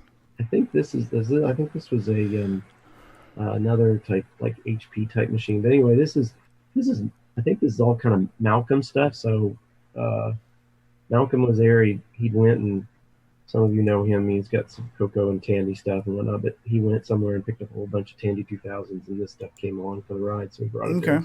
So, This is a closer. This is a closer up picture of your. Before you go ahead, going back to that Model 1, the blackboard is his expansion interface replacement. Ah, okay. And then the board to the left of it is the Mize. Okay. Model 1 system expander. Good to know. Okay. So he developed his own expansion interface replacement. Got it. There you go. And there you go. And this is a more close up of your cradle picture. Yeah, There were a lot of different companies that made boxes like the Cradle. At Zebra, when I was developing the SCO1 voice synthesizer for the Timex 1000, I had a Timex 1000 in a similar box, but it had a regular keyboard on it. And you can see it in the YouTube video on Zebra on TV. That's right. And that made life a lot easier programming the Timex 1000 ZX81, because otherwise I would have killed myself typing in the software. Here's some retro innovation products here. So we've got a Coco Mem and a Coco 3. Yep. So these pictures, go ahead. Is this the 2 meg or the 8 meg version of that? It's actually got 4 meg on it right at the 4 moment. meg. Okay. Sorry. Didn't mean to insult you. These pictures they're restatements of the older pictures, but I didn't take them. So what was going on is Eric, the guy with the long hair that you showed in the other picture. Yeah. He was going around to everybody, all the booths at the show, and he was taking pictures of their booth with this Sony, I think it's called a Mavica camera. It was the one that used a 1.4 megabyte 3.5-inch floppy disk. Oh, yeah. Remember those cameras? Yep. Huge Oh, yeah. camera, like whatever, it was like 8 or 9 inches square and about 4 inches thick or whatever. And so these are, you can't tell on Facebook, but these are much grainier pictures. And he was just taking pictures of the booth. And then we got done, he'd pop out the disc and he'd give it to whoever was at the booth. Ah, that's neat. Yeah. So I don't know that there's things that we haven't seen. The next picture is probably the last one that's interesting. Okay, so this is your Coco Link. This has got a couple of serial ports on it. 4-port, yeah, that's a 4-port link, 4-port RS-232, and then next to it's the dual CPU. Dual CPU. Port. Yep, and then the 8-port MPI. 8-port expander. Yeah, John. I was talked to John Strong recently. He did mention he had been working on some cases. Have you seen a case for it? Yeah, I have. Unfortunately, this picture doesn't show it. It's just to the top right where those ribbon cables. Okay. I think I got a picture somewhere else, but I haven't put it online yet.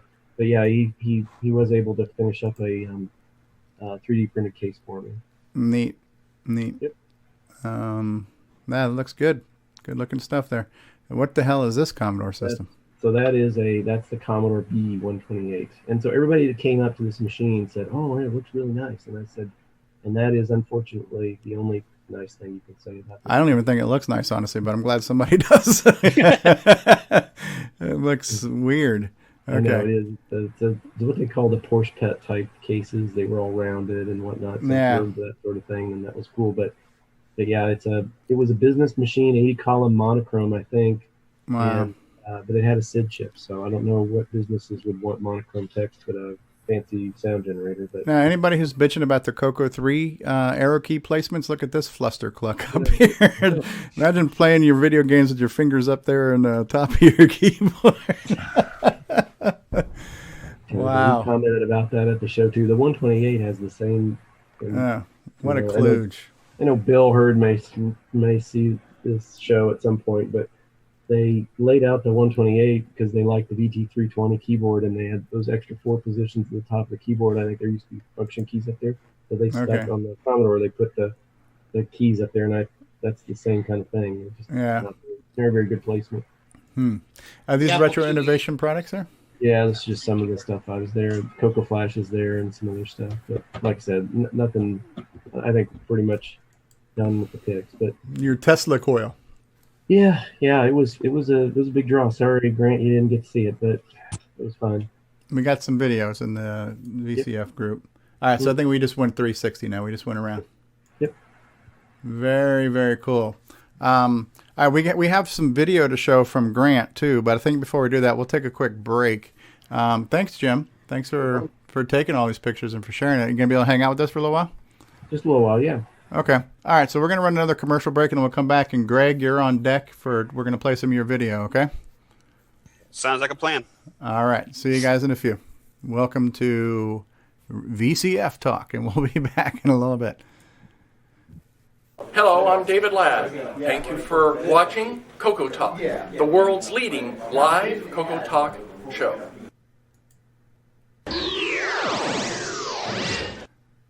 Hey, this is Bruce Moore, author of Force of Doom, and you're watching the original gamer, Stevie Stroke.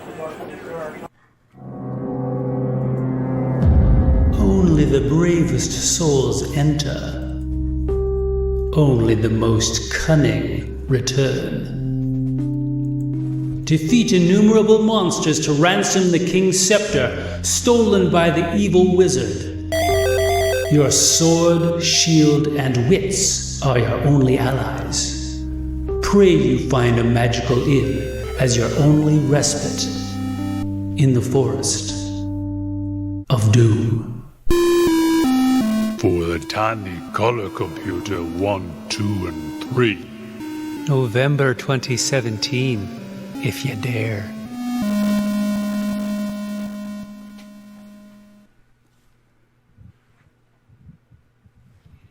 My fellow Americans, Australians, Canadians, Europeans, and all of you ands, I'm calling on all y'all to help us make the world great again by visiting the Retro Swag Shop at 8bit256.com, where you can get yourself a coffee mug like this with a little cute cartoon character that says, I'm a Cocoa Nut.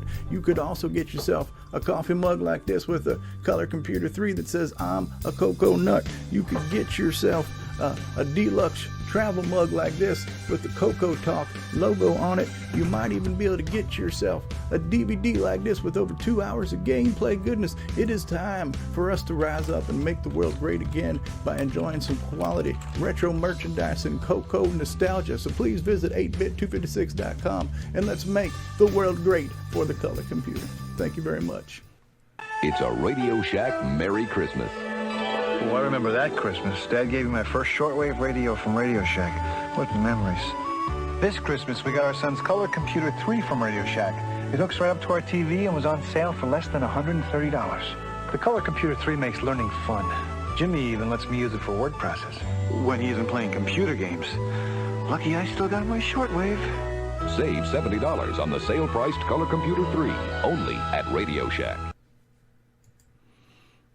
All right, we're back with more events, and let's hear a little musical clip here from Curtis Boyle.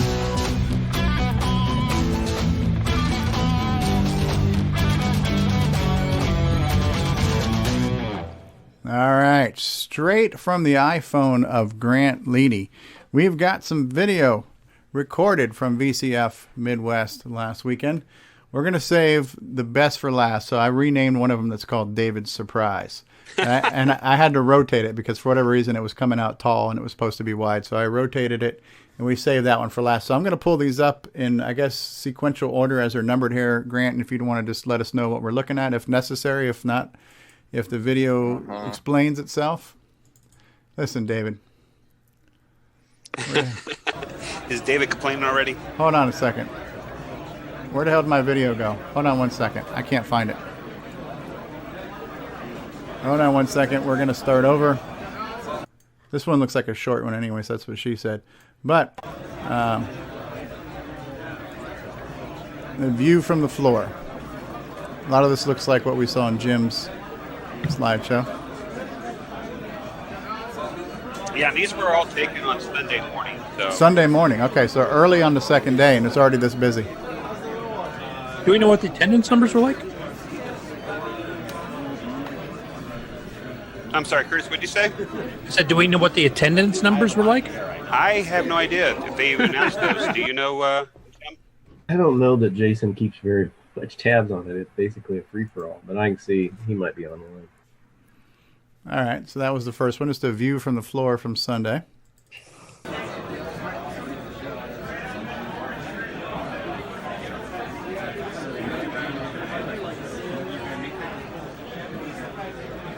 There's the pet.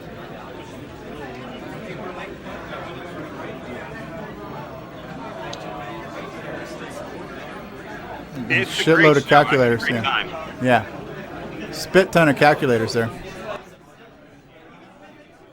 going to lower the volume just a little bit so I can hear you better, Grant. Sorry. Yeah, it's definitely a great show to go to. I mean, if you want to pick one show to go to a year and you have limited funds, it's definitely this show here because you get a taste of everything. Yeah. We just reached 34 viewers right now, so thank you guys all for watching us who are watching live right now. And there's Coco 3. There's your case there, right there, if you see it on your left of that TV. My Jim's. case. Oh, what? Oh, this is Jim's 3D printed case for the 8-port expansion board. Yes, is that right, Jim? It is. It is. It blends into the white tablecloth. Yeah. Okay. See it. Here's the cradle. A little bit. Yeah. And you got 2 cartridges plugged in the side there. Oh, yeah. Too. Yep. Nick Marota's here. Everybody say hi to Nick Marota. Hi, Nick. Hi, Nick. Hey, Nick. Okay. So here's this video has got a slightly better view of the cradle system here, right? So this is basically a exoskeleton for the ZX80, huh? Or 81. Right. That's cool.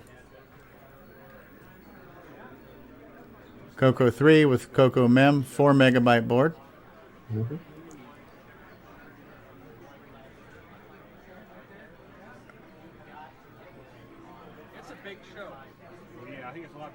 So this is an expander for a Commodore. That's right. Oh, wow. Yeah, and just to let you know, by the way, David is now a Commodore man. He has definitely gone to the dark side. Oh, yeah? He purchased everything Commodore from Jim Breen, I think. Wow. That Sid chip envy.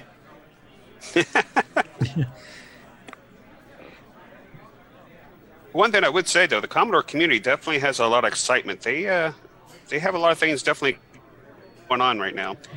This was cool, too, the that little gray thing. That's that barcode reader for that magazine. Ah. Is that like a Cousin strip reader? I don't know. Let me just ask you this, though. Does the Commodore community have not one but 2 podcasts and a weekly live show? They don't have any, I don't think. True. They've got to have podcasts. There's got to be at least one Commodore podcast, right? Most of them are game related, though. They do. But Okay. a lot of them are talking about. I know the Amiga does, right? Amiga's got at least a podcast or 2. Mm-hmm. And the real question is, how many video cables do they have with a toggle switch? Hey, Kyle Edders just joined us. Hey, Kyle, how are you? Jim, I forgot, but what is your daughter's name? Belinda. Mm-hmm. Lovely girl. And she definitely makes a mean brownie. Brownies. Yeah. But that brings a question up. Are there going to be brownies at Tandy Assembly? I don't know. My wife said I shouldn't ask her right after we were coming over the show because it takes a lot out of her to finish the show if she's still recovering, trying to get her homework to get caught up and whatnot. So I got to wait a few weeks to see if she wants to come and do it there. Dave Phillipson just joined us now, too. Hey, Dave. Oh, look at that. Bomb threat. This must be the Neil Blanchard table, huh? Yep, this is. Okay.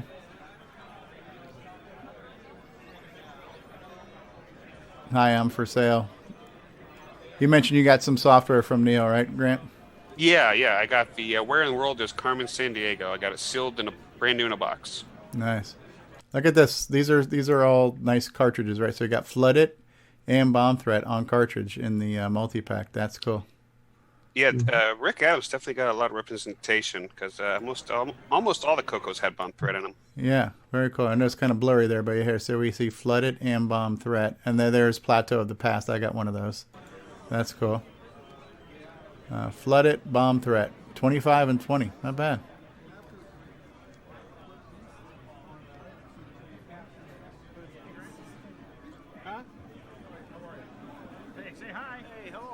Tom C. just joined us. Hey, there's Neil Blanchard. There he is himself, Neil Brookins. All right. All right, there's Neil. All right. Good video here, Grant.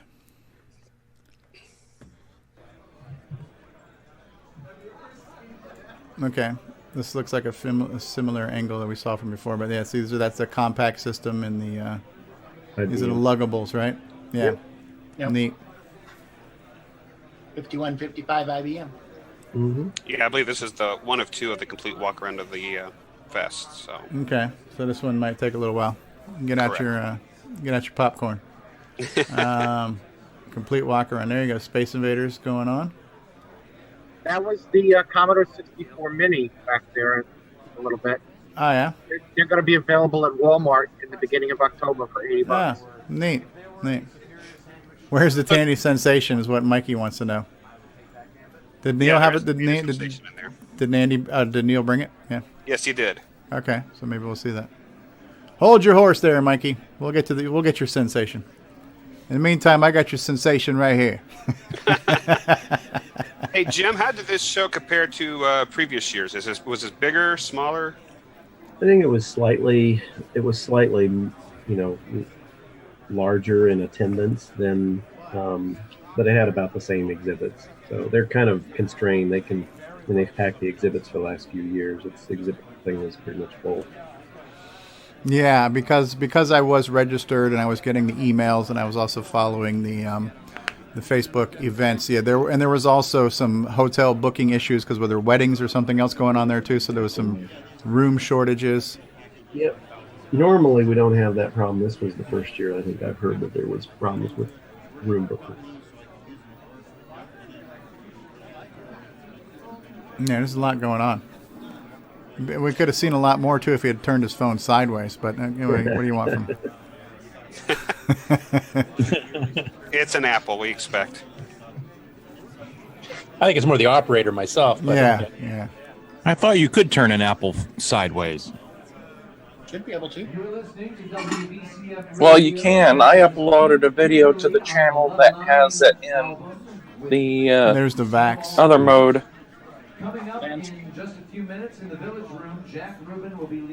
Coming up to the main stage, Cinnamon for the first of 3 dances. Yeah, that's one nice thing they did compared to Coco Fest, that their presentation room is strictly nothing but a presentation. So you mean there's no auction going on and Richard Lorbieski trying to solder during the auction or anything? Yeah, exactly. And just to let you know, that auction went on for 4 hours. Yeah. I mean, if you add up both days at Coco Fest, you probably got more than 4 hours. But they only did the auction on one day. They didn't do the auction both days. I don't think they did it on a second day. So they got to move all the stuff out. Yeah, Nick Marotta says say no to portrait mode. These are neat. It's like pixel art. Oh yeah, that was sculptures. That was Michael Gladson. He did those. I forget what they're called. Something beads. Yeah. My kids do that kind of stuff. Hey, look, there's your laptop, Steve. Yeah. That was the Commodore system back there that was only sold in Japan. Super NES. Old school typewriters. Yeah. That's a big draw. I've been to several typewriter conventions. I didn't know that Commodore made so much stuff. Oh, shit. Look at all They that started stuff. in the 1950s. They have a long history. Wow. Calculators. Wow. Yeah, that's why they're called Commodore business machines. That was before the computers. Mm-hmm. Wow. Talk about your vintage stuff there, huh? Look at that one. That one had the thing you had to pull on, like the slot machine handle, like cranking it out. Here comes your keyboards. There's the keyboard. Yeah, oh, that's neat. Batman mouse pad, but Spider-Man mouse pad. There you go, representing Marvel and DC. 6809, 40th anniversary. Commodore Amiga 500 box. That's cool.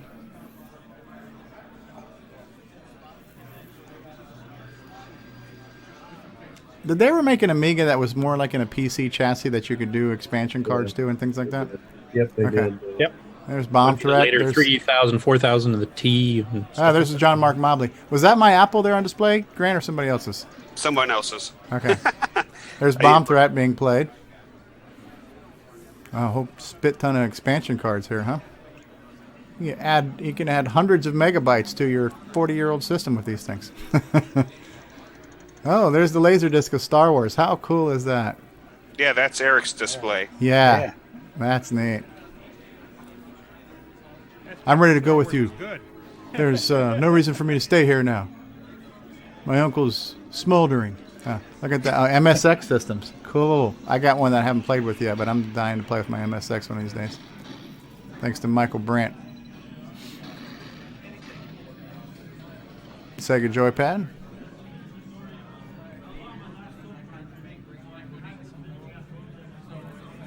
Flip-flops.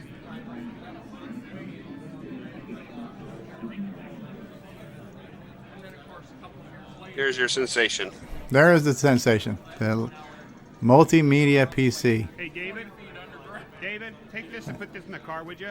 There's David Ladd. And there's Neil Brookins. It's scruffy face David. Yeah, I couldn't get him to shave once on this trip. Yeah. John Mark Mobley. You gotta love the multicolored keys on a keyboard. That's something. That's from the 70s. One red a lot key. of them did that.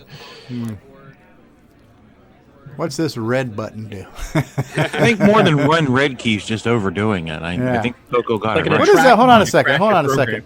This looks like a freaking Twister game or some crap right here. What the hell was that pad with those circular numbers on it? I believe that was something for the dancing with the Nintendo, I believe is what it was. Yeah. It looks like a damn Twister freaking thing. It's the Nintendo. I think they call it the trackpad or something. It's a pad you stand on, like Revolution. But before they came up with Dance Dance Revolution, they had running and. I mean the power pad. Yeah, the power pad. Yeah. Wow. You could run on it. And it had like pressure sensors on there, so it knew when you were doing something. It's exactly like a DDR mat. They just didn't have DDR. Yeah, or you could just hit it with your hands. Yeah.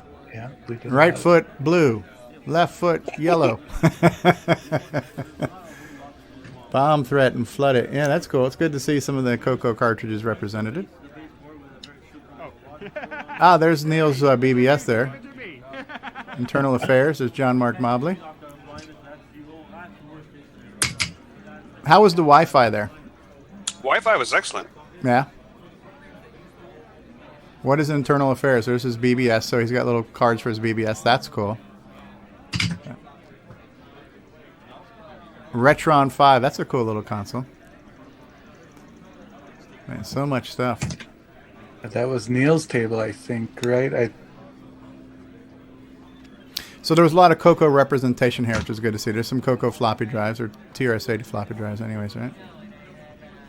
Yeah, and there was a lot of stuff for sale, too, for the TND and the Coco.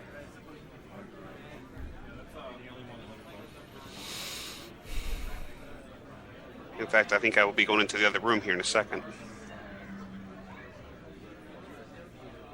And so when people wanted to sell something, sometimes if they had an exhibitor table, they had a little sticker saying this is for sale, but there was a whole different area where people could sell things, right? Like a consignment room where you just left things for people to oogle over? Correct. There are two rooms, and I think I go into those rooms here, either in this video or the next video, where it's just a lot of stuff for sale. Anywhere from old computers to cables to old cartridges, games, and software still in packages. Hey, Jim, do you remember seeing the airline computers they had there? Yep, they had 747 computer systems. They were these big, long boxes about 3 inches wide and about 5 inches tall and about like 19 inches deep. They were in that room to the left. The consignment room.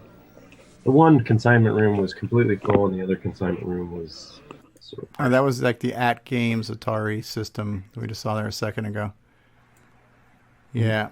This might be one of the newer ones. Like that's the Gold. Is the Atari Gold that's got the HDMI out and everything? It was an 8, a version 8. Okay.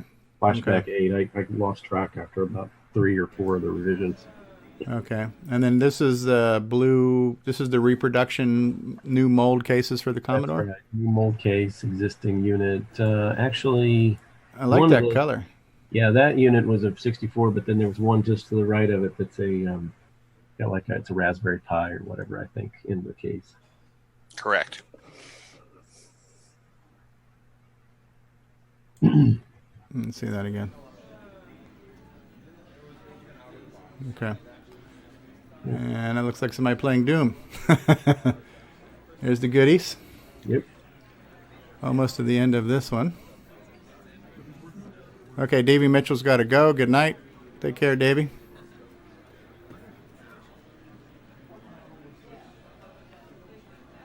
Yeah. And this was when? This was all Sunday morning, Grant? Correct. Yeah, and there's that much activity out there. We got Yeah, I would say this is probably between 9 and 10 o'clock in the morning. Wow. Which is actually a really bad time to go check, because most of the folks stay up till like 2 or 3 in the morning on Saturday or Sunday morning, and then they don't get down to man their booth until like noon. It's the 3B2. Neat. A lot of cool systems there. Mm-hmm. So, Jim, would you say the Midwest Festival is probably the best one in the nation? Oh, I don't know. That gets you into fighting territory, but I mean, I do know that for a lot of folks that are around, at least reasonably close to the Chicago area, it's a really good show to go to, and you can get a lot of different platforms. Yeah. Oh, look at this. Look at that Mac system. Yeah, there you go. That's Elisa. Oh, wow. How's the one in Atlanta, Georgia, compare? The Georgia is it's a newer unit. I think this was their 5th year of running it, and so they have more microcomputers and more. So the key is that you're going to see more Commodore line in the VCF Midwest. I think you're going to see more Atari at the Southeast show. It seems like a lot of the Atari folks are based out of the Southeast area. And then you're going to see more mini computers in the East show. I don't know about the Pacific Northwest and the West show, but each one has kind of a hub for certain platforms. Wow, that's a big ass expansion box there. So if a guy was going to go to another VCF, what would be the show you recommend after this one? I don't know. I think if you're into micros, then probably the Southeast show is a little bit better. I think if you want to, if the backs really tripped your trigger, then you definitely would want to see the East show, because that's where they have a lot of the bigger units. Typically they'll have a 11, and they'll have a couple 8s running, PDP 8s, and sometimes they have a VAX, and then they usually have something like an HP Apollo and those kinds of machines. They typically have those at VCF East. So it just depends on what you're, if you're looking for different kinds of machines, you can go to different shows to see it. Yeah. Hey, what can you tell me about the Atari XL line? Is that basically cost reduction type stuff? I'm not a okay guru on that, but fair enough. I thought the XL was the, kind of the premium line, and the XE line was their cost reduced line. MC10. Close up. MC10, Jim Gary. I think the Atari XL was basically the XE in a case that looked like the Atari ST. Oh, okay. They just wanted to unify the line. Like Commodore with the 128, tried to make it look more like the Amiga 500. Right. I hear Sid music playing in the background ever so lightly. Yeah. Pac-Man. Atari Basic inside. That's a Mega ST. That's a Mega Atari ST. With the hard drive units mounted under it. Atari, look at that. Promotional use, not for sale. That's a cool box to have. A promotional Atari. Mm-hmm. MSX, yeah. That was a Model 100 portable. Yeah, it was. This is a nice flippy switchy. Yeah, I can't think of the guy's name. Oh man, he's been posting all day trying to get his Fortran program to run. Kyle Owen. That's his P2P8. Hey, Rick would be like to see that one. Yeah. Well, actually, he did see that. Thank goodness during the. Oh, when you guys were doing the live stream on Zoom, yeah. Kyle's really, part of it is when we have machines like that, like the PDP-11 and the PDP-8, you can come up, but I mean, you're at a loss. And so it's nice. Kyle's really nice about, hey, what do you want to know about it? And he'll tell you all about it if you don't. That's cool. So much to see. This is a huge retro candy store. Yeah, it's a computer museum that, comes back every year type thing. So Yeah, look at that big ass joystick. That's a beast. With real arcade buttons, though. Yeah. Man, that VAX system, that's a big honker.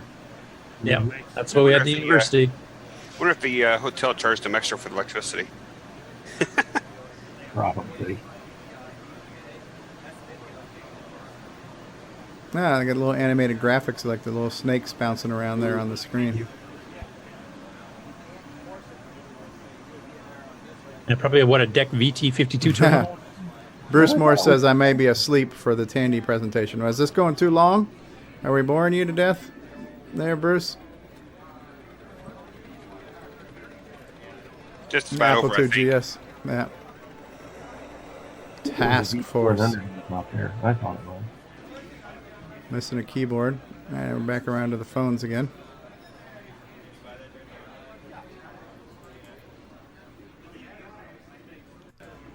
All right, we've probably seen a lot of that. Okay, we have. All right, we got a few more, but what's the consensus? I mean, other than Bruce who's falling asleep, you guys want to see more of this? Actually, click on this one real quick because I want to see if anybody knows what the heck these are. Which one? The one that you got highlighted right now. Right now? Yeah. Has anybody ever seen this before? Because it was from Coco Fest, I believe. Yeah, this is a guy. He makes stuff. I forgot his name, but he draws and makes these things. So he made that kind of My Little Pony thing, and he makes these badges. I can't remember his name, but he's at Coco Fest every year. He's an artist, and he always makes some type of thing that he'll sign and raffle off. Do you know who it is, Jim? I do not. Okay. I saw it there, but I don't remember either. Yeah. So 8-bit. Stevie. Yeah. Another thing that you might want to try showing is image video 1378. Okay. So to answer your question, Grant, I don't know the guy's name, but he designs these things. Okay. He's been designing them every year at Coco Fest, and every year he's got a new piece of artwork that they raffle off, and then he usually makes like buttons and badges based on his designs. So this says 8-bit add with carry on. So it's kind of a play on terms, right? Like add with carry, there's the assembly commands, right? So 8-bit add with carry on. So it's just a kind of a geeky slogan. So I guess he made up these badges for that. Okay, I can't remember the guy's name though. All right, which one, David Ladd? The 1384? The widescreen one? 1387. 1387. Or 1378, sorry. 1378. That might be the one I renamed to David's Surprise, which I'm saving the best for last. No. Has your Dropbot or has your Google Drive updated? I copied these the other day. Why? Is there more stuff in the Google Drive now? Yes, there's been more stuff uploading. In my Google Drive or in Grant's Google Drive? Because I'm looking at my Google Drive right now. Then I guess that would be Grant's. Okay. I don't have it, and I can't pull that one up right now. All right. So, all right. How about we just do this? We are going to play. Well, let's just look at this one real quick. See how long this is. This one's a long one, so maybe not. This one's 20 minutes. All right. We're gonna pause that one. We're gonna save the best for last. Now, this is a little video that I like to call David's Surprise. Are you guys ready for this? Yep. Linda's gonna present it. Oh Lord. Oh Lord. So in honor of CoCoFest and your loss, Belinda and I are going to present you with. Get him and shot in there. There you go. Now, are these pre-watered down, or? Yeah. You better go lock those up real quick. Oh, jeez. Thank you. There we go. David Ladd and his Diet Dr. Pepper. So that's good. So for people who are watching this later, they need to understand. Don't beat it until you try it. People who don't remember, so at CoCoFest, we were there the night before. We finished setting up. David comes down. He's got evidently a watered down Diet Dr. Pepper, and he's been nursing it all night. He leaves to go do something, and somebody swipes his Diet Dr. Pepper.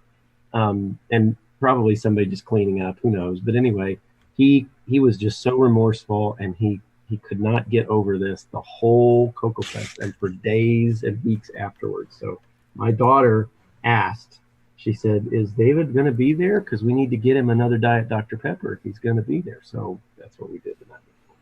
That was great. Yeah, I think this should be a thing now. Just any show that David Ladd's at, we bring him Diet Dr. Pepper. That's right. Oh, jeez. You just add water. Yeah. The water's critical. Wow, and we've got a full panel here today. Thanks, everybody, for hanging out here this whole time. I noticed Diego came in a little while ago. Hello, Diego. Steve Bjork joined us. Simon's been here from the beginning. Al Hartman's here. All right, so we are coming on just at 2 hours. So I guess the first person I need to ask is how you're feeling. Steve, are you up for doing assembly? Or yeah, definitely up for it. Took a little nap there for a while, so I'm really refreshed. All right. Then what we are going to do is we'll take a quick commercial break, and then we'll be back, and we're going to jump into the assembly language segment. And so don't go anywhere. We'll be right back, folks. Hi, this is Randy Kindig of the Floppy Days podcast. I just love me some cocoa, and nobody covers it better than Steve Strobridge. You're listening to CoCoTALK. CoCoTALK will return after these messages.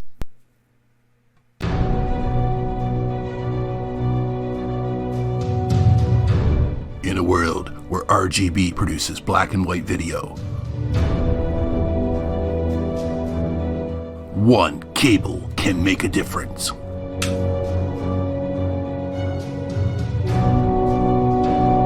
Switcheroo. CoCo3ScartCable.com.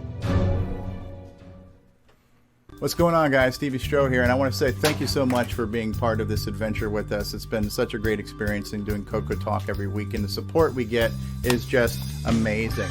And so the fact that you watch and listen is all the reward that we need. However, if you would like to become a patron of the show and offer some financial assistance towards the production and hosting costs of the show, we do have a Patreon. We site spare all available expenses on for production that, costs and at you can reach CoCoTALK that by going to our website at CoCoTalk.live and clicking on the Patreon link.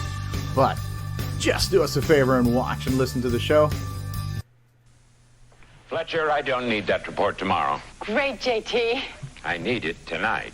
But JT... Fletcher saved $300 on her office away from the office. Radio Shack's revolutionary Model 100 computer. It's a word processor, phone directory, and dialer. It even communicates with the office computer. Fletcher, how's that report? Fletcher. Radio Shack's Model 100. Save $300 and put it to work. You'll go far, Fletcher. You'll go far. We now return you to CoCoTALK. All right, we are back, and that Fletcher has gone far, right? How far did Fletcher go? Anybody know? Anybody track Fletcher's career after that? Nope. Several furlongs. All right, well, we are here, and we missed a week or so of this, and there lots of people have been commenting saying, we need more assembly. I'm really liking the assembly series. And so we're back with more assembly. This will be part 7 in our ongoing series of learning assembly language. hosted by legendary game designer Mr. Steve Bjork. And we're going to jump in here in just a minute. Are you ready, Mr. Bjork? Yep. All set here. Okay, let's make sure I find the right thing to switch over to. Here we go. I've got you. I've got the slide. How about we start off with a little bit of music here to make this more professional sounding here.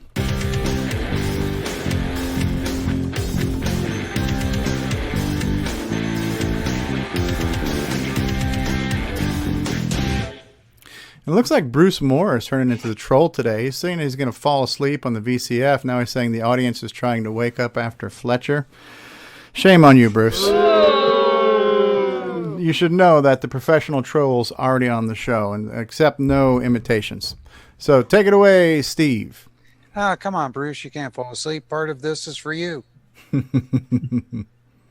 Anyways, we've been going through and some people have been commenting a couple of things here and there. 2 points I want to bring up. Yes, we are going to take all these lessons and add them into one course later on. We're waiting until we get at least 10 lessons under our belt before we put out the first video. And then we'll put out the next one after that. So, yeah, we do have a lot of lessons ahead of us. But this one here is probably the largest that we've done. And it really has to do with controlling how the program works. It basically, what order do you execute the instructions in, and how you can change that order to, based on decisions. So, it's kind of nice to have it where if you get hit in a video game, you actually die. And that's basically what we're going to cover here. The other thing too is in the previous one, there seemed to be a little bit of controversy because I basically said the arithmetic shift right was kind of broken, and it is. The arithmetic shift right works every time on signed numbers. The arithmetic shift left will not always work. At some point, you can shift too far, and you can lose the sign. You can have other things happen, and that's really the emphasis I was trying to make, is that you can get yourself in trouble on the arithmetic shift left, and you want to be careful when using it. So that was the main issue.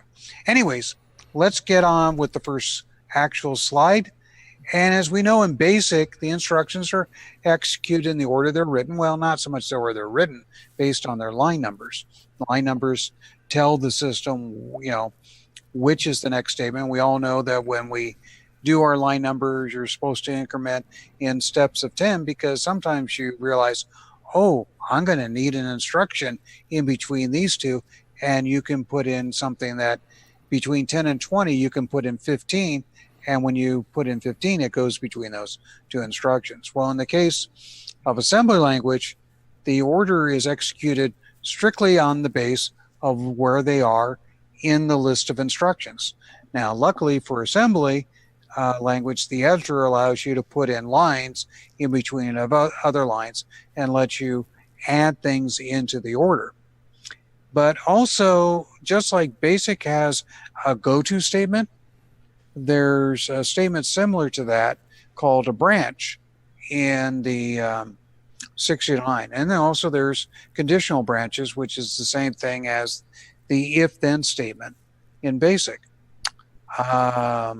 Besides branches, there are jumps, but we're going to talk about that in to the next lesson. This is strictly on branching. And by the time we get to understand what, you'll understand there is a bit of difference between jumps and branches. Let's go to the next slide. Now I had to move to the next slide myself. Anyways, the first instruction we're going to look at is called branch or branch always. Basically, it's like the go-to in BASIC, and it will tell the CPU to branch or jump to another location in the program. Pretty simple and straightforward. Where BASIC uses line numbers, assembly language uses labels or names to jump to.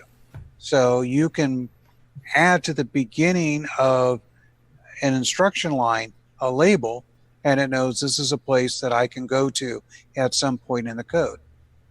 And it should be mentioned that labels are kind of like stand-ins for actual memory locations. You can also do a branch directly to a memory location, Right. but that makes it a bit harder because you have to keep track of where that is. And if you've been, like Steve said, inserting lines and stuff, stuff moves around.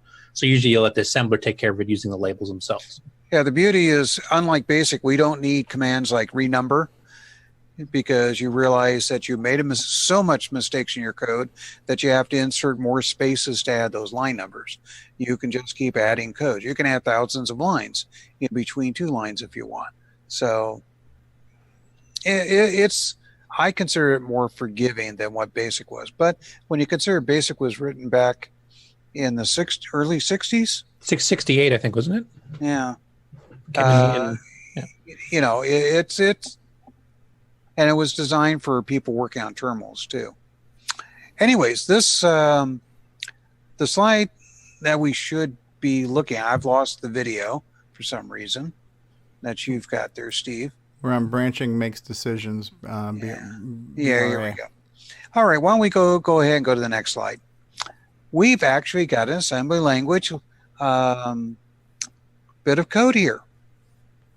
And this is an example of something that uses the branch always instruction. The first instruction, which says load X with the number 0, basically is you're telling X to point to the beginning of memory. Now, if you notice, there's kind of loop all the way over to the beginning of the line. That's a label. This is a location that we can come back to. Now, for this particular lesson, I have the label on its own line, but you can have the label at the beginning of an assembly language line. It makes no difference to the assembler. It'll work either way. The instruction we have, what we've covered before, is clear. That basically puts the number 0 in what you're talking about. And we can see we have a comma X plus. Well, that means is store where the X is pointing with no offset. That's what the comma, nothing before the comma has to do. And then you've got a plus sign. Well, we've never talked about that plus sign. That plus sign tells the instruction that after we're done storing a 0 in where memory is being pointed to by X, add 1 to X. In other words, move to the next location in memory. And then we have the instruction we've been talking about here called the branch always, and it's going back to loop, which basically means, hey, stop moving down the list of instructions and go to where I'm talking about, where loop. And basically, the next time that next instruction will execute will be the clear, where X is pointing increment, and then it'll do a branch always to loop. This is an example of an endless loop. It will do this forever.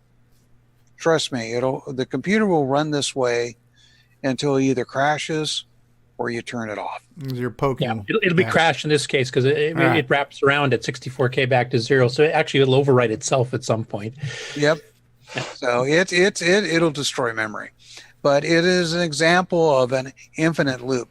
And you'd be surprised how fast that infinite loop can run. Wow. In a blink of an eye, it'll clear all of memory. Wow.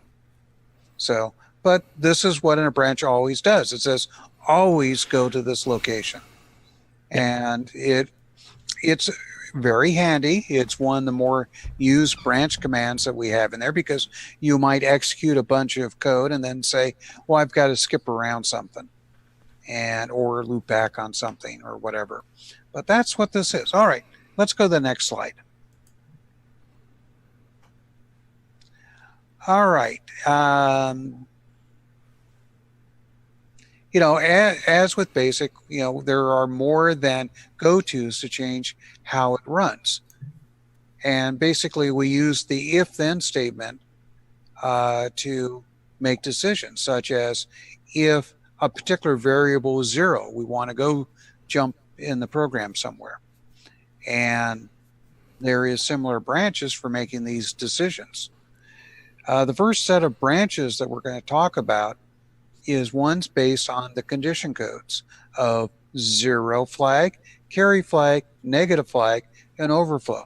These are basic flags in the CPU that get set or reset based on the operation you've done before, especially a math operation or in the case of a shift instruction, basically if you're fiddling with information, the 0, carry, negative, and over flags, flow flags will get set.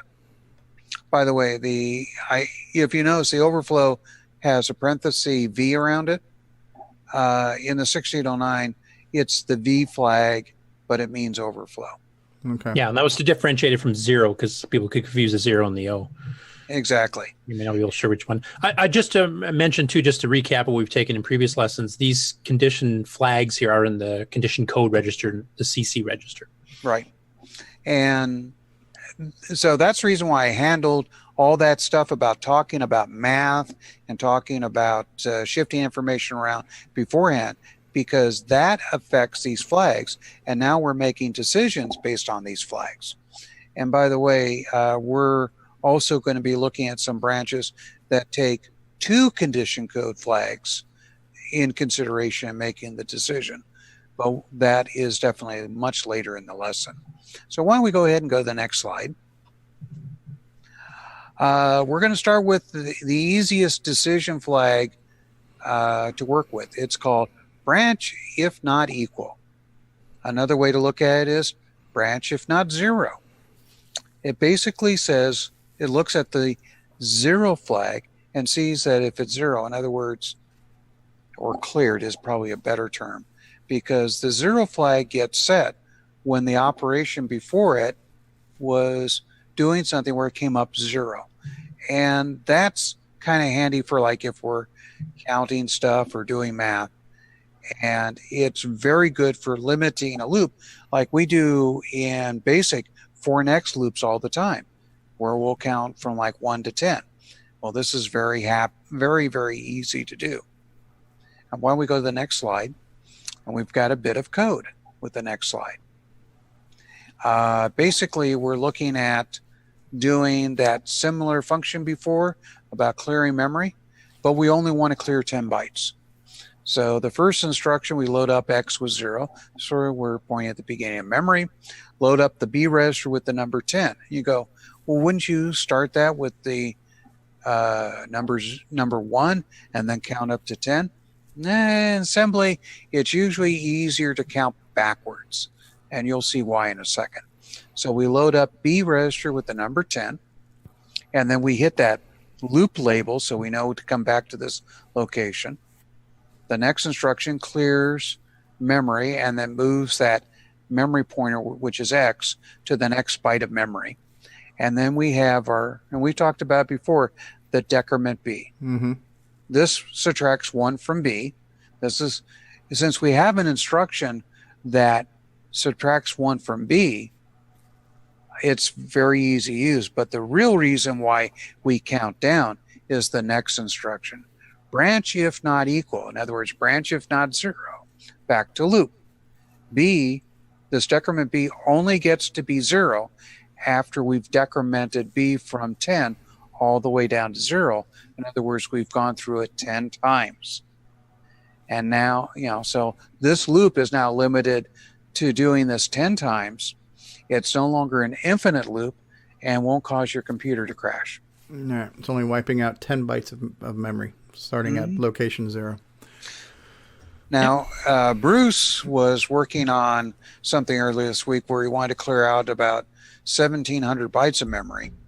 And the suggestion they gave him was using a 16-bit register like X or Y, loading that up with that much larger number that wouldn't fit an 8-bit number, 8-bit register. See, 8-bit register goes from 0 to 255.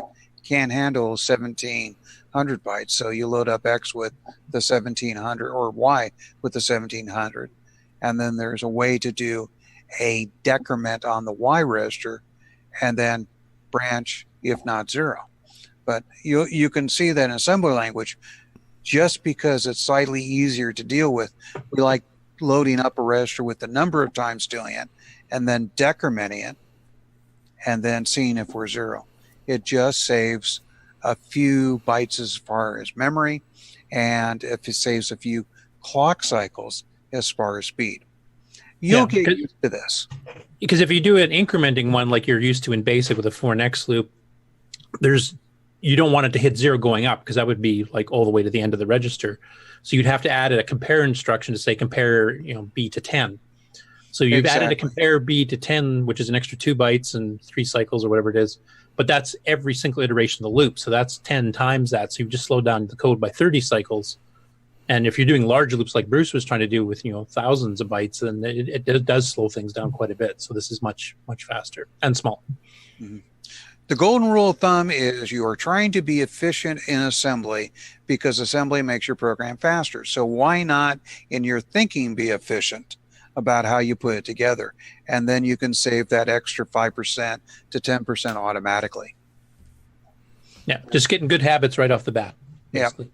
So that's what we're doing. We count backwards. In for and X loops, you've always been taught counting forward. It's just that if you want to count backwards, you have to use step -1. Mm-hmm. So, but there's no performance boost in doing that in BASIC. But there's obviously, it makes more sense to do it in assembly. Exactly. Yeah, there's a very slight one, I think, because it has to interpret the step -1 command, which you normally wouldn't even put on. So your code's a bit longer, and it takes that extra couple cycles to set the loop up. But it's pretty negligible compared to what it would be in assembly here. Yeah, only for the setup. Once execution, it's identical. Yeah. All right, let's go to the next one. Well, for almost every one of these things where we look at a flag, we look to see whether or not we're not equal or not, not 0. There's a counterpart, a branch of equal. This is very handy if you want, or if you're searching for information, or you want to check something and see if it matches. Because if you do a compare, for example, and it matches, the 0 flag gets set. Simple enough. Because the two numbers are really, a compare is doing a subtraction without changing the first number. That's what it's doing. So let's go ahead and go to the next slide. Load A with the $71. This is hex location 71. And compare it with the number 255. And this is the infamous reset vector. The reset vector consists of 2 items, 3 bytes. The first one is whether or not the reset vector had been set.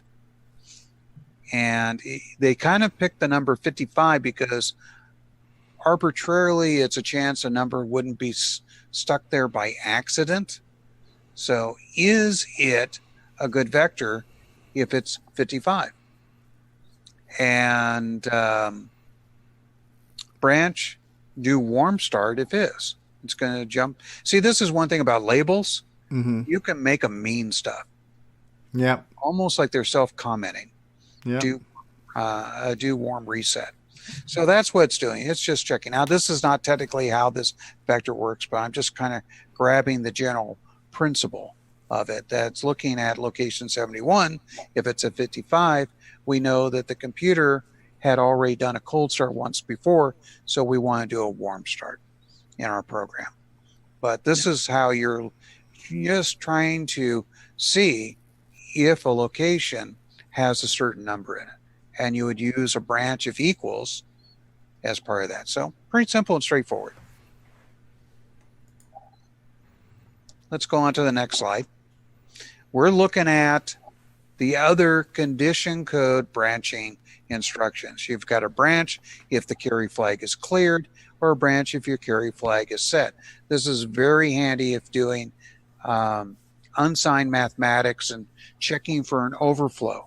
In other words, if you added 128 and 128 in the A register, the answer would actually be 0, but with the carry flag set. So you could use the branch of carry set to know that when you added the two numbers together, you had an error, that you had a carry, and then you got to do something with it.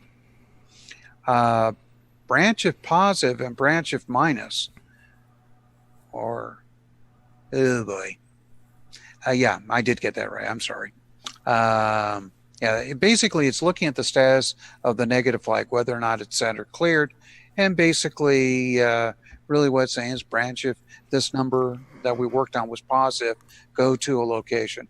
If the number was negative, go to a different location. And then we have branch if the overflow flag V was set or not set. So these are the basic flags. If you want to just check a look, your basic branches, if you're checking on basically the status of the flag. But these are not the only branches. Let's go to the next slide.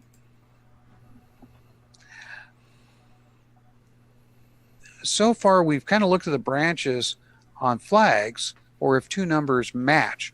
What if you want to do like comparing two numbers and see if one's less than or greater than? That's something you can do in BASIC with the little triangle pointing left and right. It allows you to check to see if a number is greater than or equal to or less than or equal to. Well, believe it or not, this next set allows us to do it. So let's go to the next slide and take a look at the first one. Branch if lower.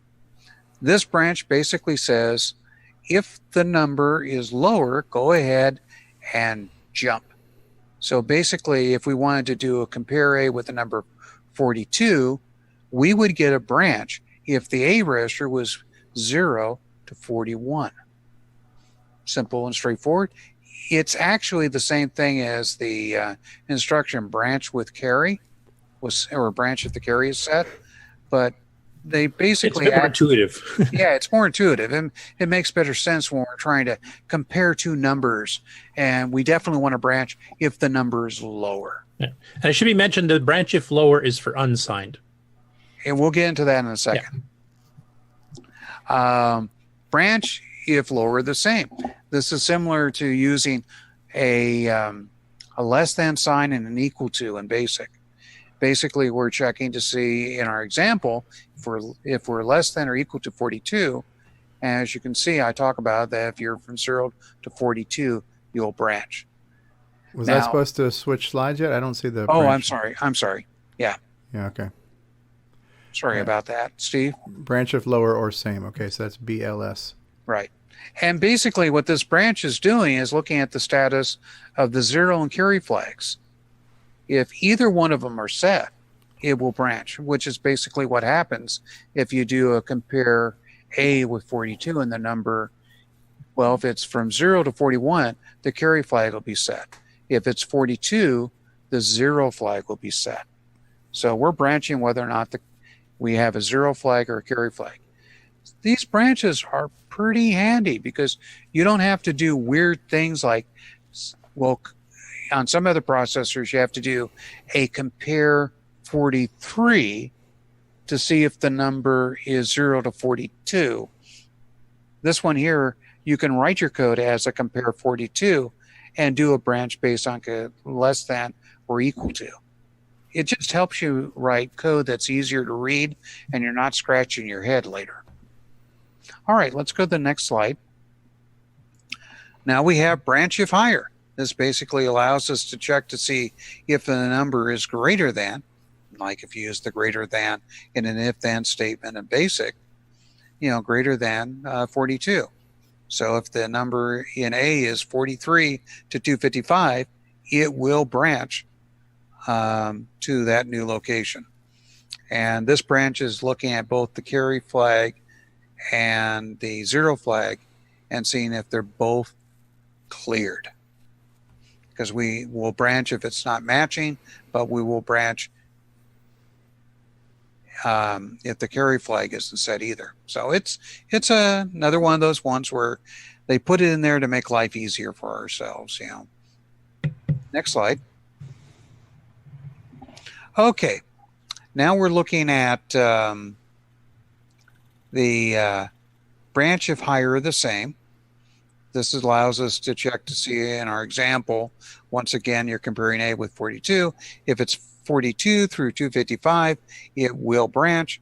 It's another one of those instructions where it's an alternative mnemonic to branch if carry flag is cleared. In other words, branches if the carry is not set. And it just makes it easier for your code to be read. Let's go to the next slide.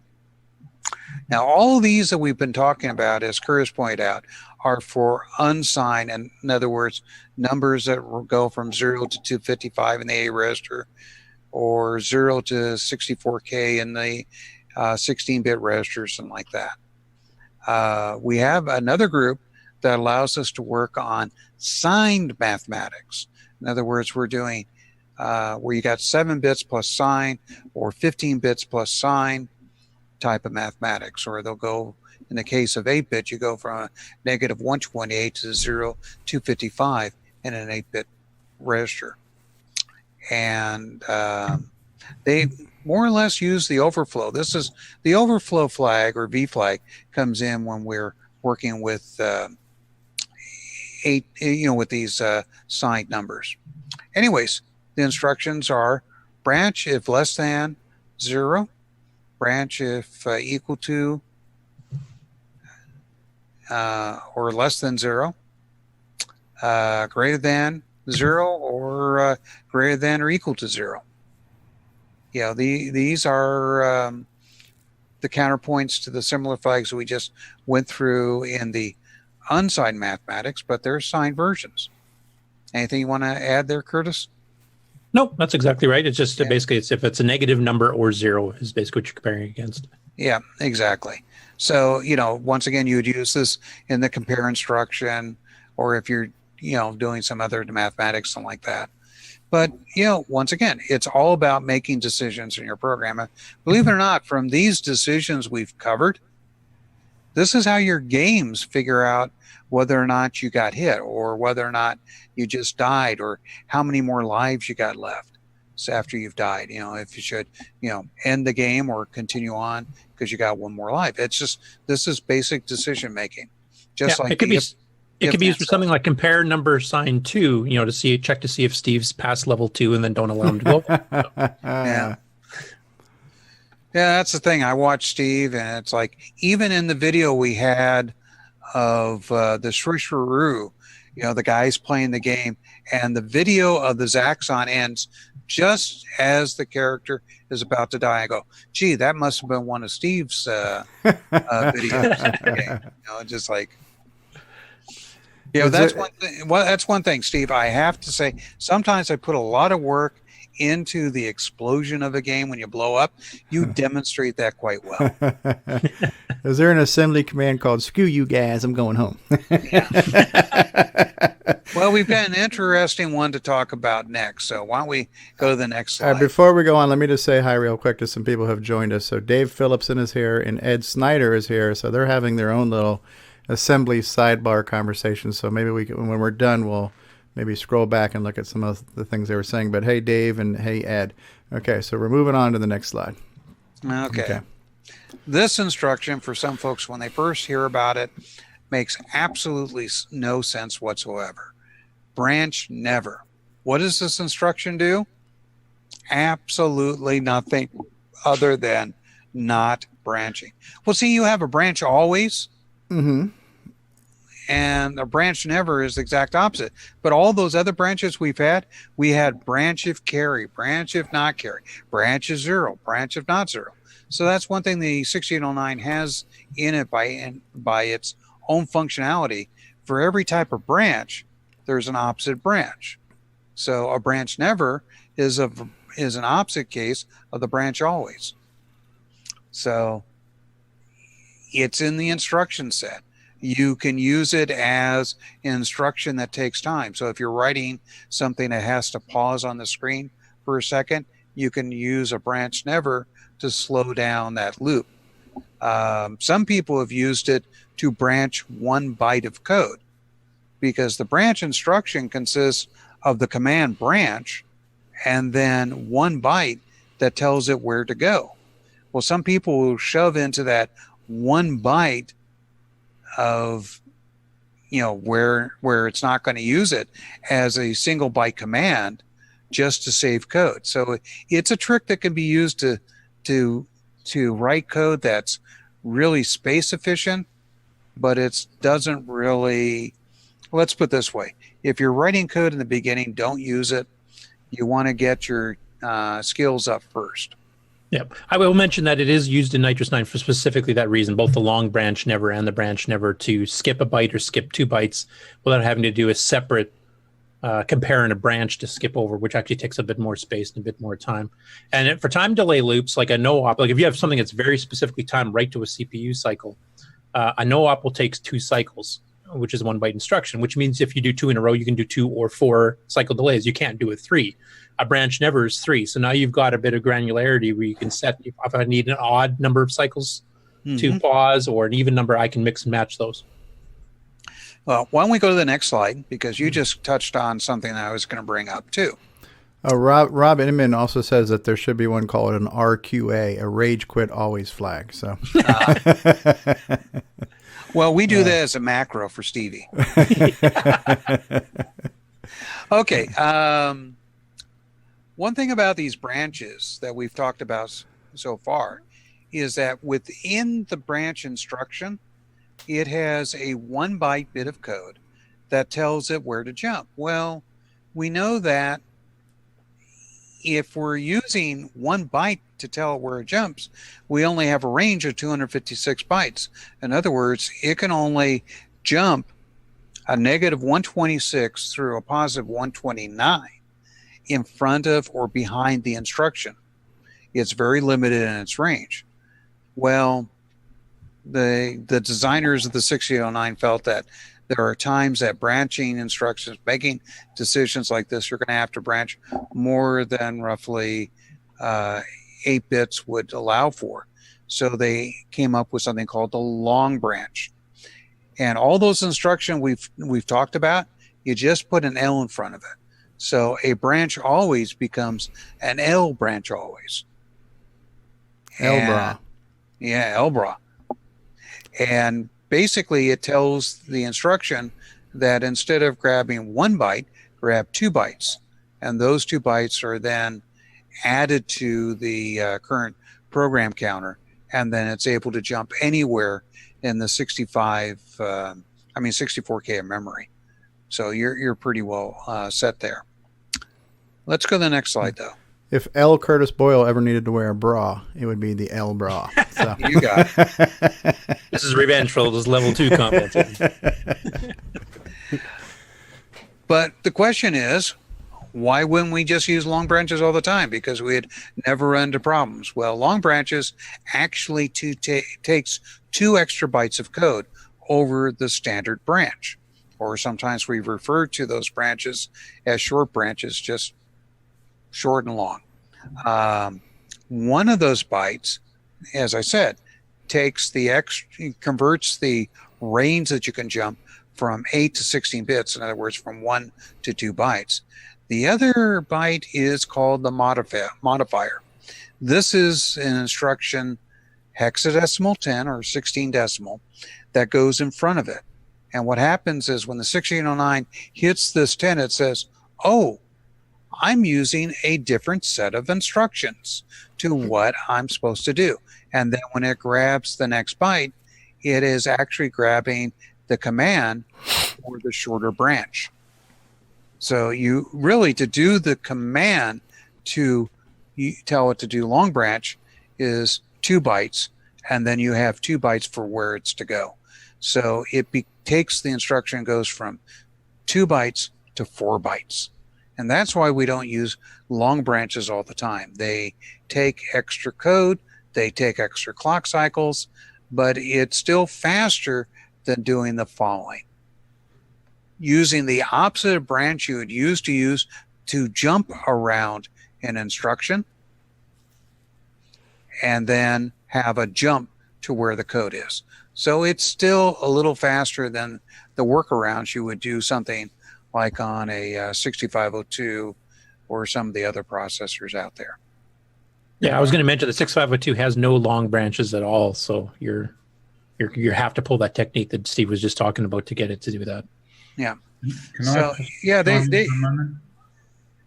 Simon, yeah. Can I chime in for a moment? I fully hear what you're saying about branch and long branch. A branch will take 3 cycles, taken or not. A long branch will take 4 cycles if not taken, and 5 if taken. and that's a bit of a difference. But again, it's not beginner style, so I fully understand where you're coming from. Yeah. Well, we'll save that for later when we talk about efficiency coding techniques. We're not doing that really here. Just the main thing is that long branches do take longer, and they do take extra bytes. So that's why we don't do them all the time. But it's necessary if you need to jump to a position that's more than 256 away from where you are. And one thing the assemblers will do, if you use a short branch and it's too far, they will generate an error to let you know, bad programmer. And then you just go to the instruction, put an L in front of it. Yeah. So it's easy to get around. Oh, one more thing. The regular long branch always, they figured you'd be using that quite a bit. So they made a special instruction on it. So it doesn't have to use the modifier. So it is only 3 bytes in size. LBA?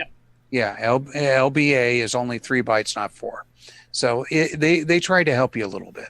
Yeah. Steve, I just wanted to ask, do you explain the difference between the relatives addresses used in branches and absolute addresses used in jumps later on in this? Or well, let's go to the next slide. Okay. I'm on the last slide right now. I'm on branching and making decisions. Okay. Well, they're all branching and making decision slides. I didn't put a sub on there. I'm on slide 20. Yeah. Basically, when it comes to these branches, they're branching relative to the instruction. That means that if you were to take that block of code and move it to somewhere else in memory, it should work correctly, because really a branch is saying branch plus 5 places, or a branch plus 20 places. Whatever that label that you tell it to go to, it's branching that location relative to the position as a memory. So if you move code around, it'll work. And this is one of the key operations for OS 9. Yes. It's the foundation of it, actually. Yep. You can see that big smile on Curtis's face. If it wasn't for how that they came up with all this branching stuff where it's all independent position independent code, OS 9 would never work, because the way they do things in OS 9. But it works. It works great, and like that. Now, what if you need to go to a absolute location memory? Let's say for some reason you got to jump to location number 764. Well, there are jump instructions that are absolute fix. In other words, they don't care where you're coming from. They will jump there. Now, we're going to cover jumps and go subs and other things more in our next session.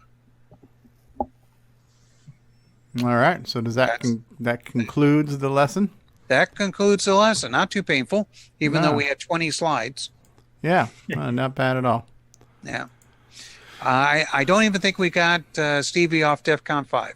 No, we didn't. Again, it's all. I mean, what I'm doing right now is I'm absorbing all this, and I'm taking away from a little bit if I can.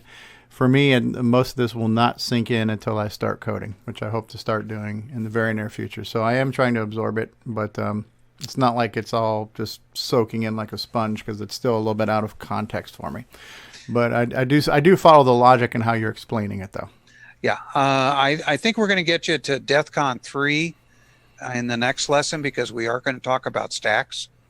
Mm-hmm. All right.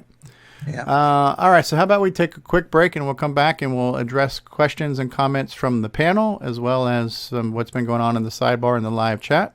Does that sound good with everybody? Good. Yep. All right. So we'll be back. Thank you, Steve. And we'll be right back after these words. Hi, it's Ron Delvo, Timberman, and this is CoCoTALK.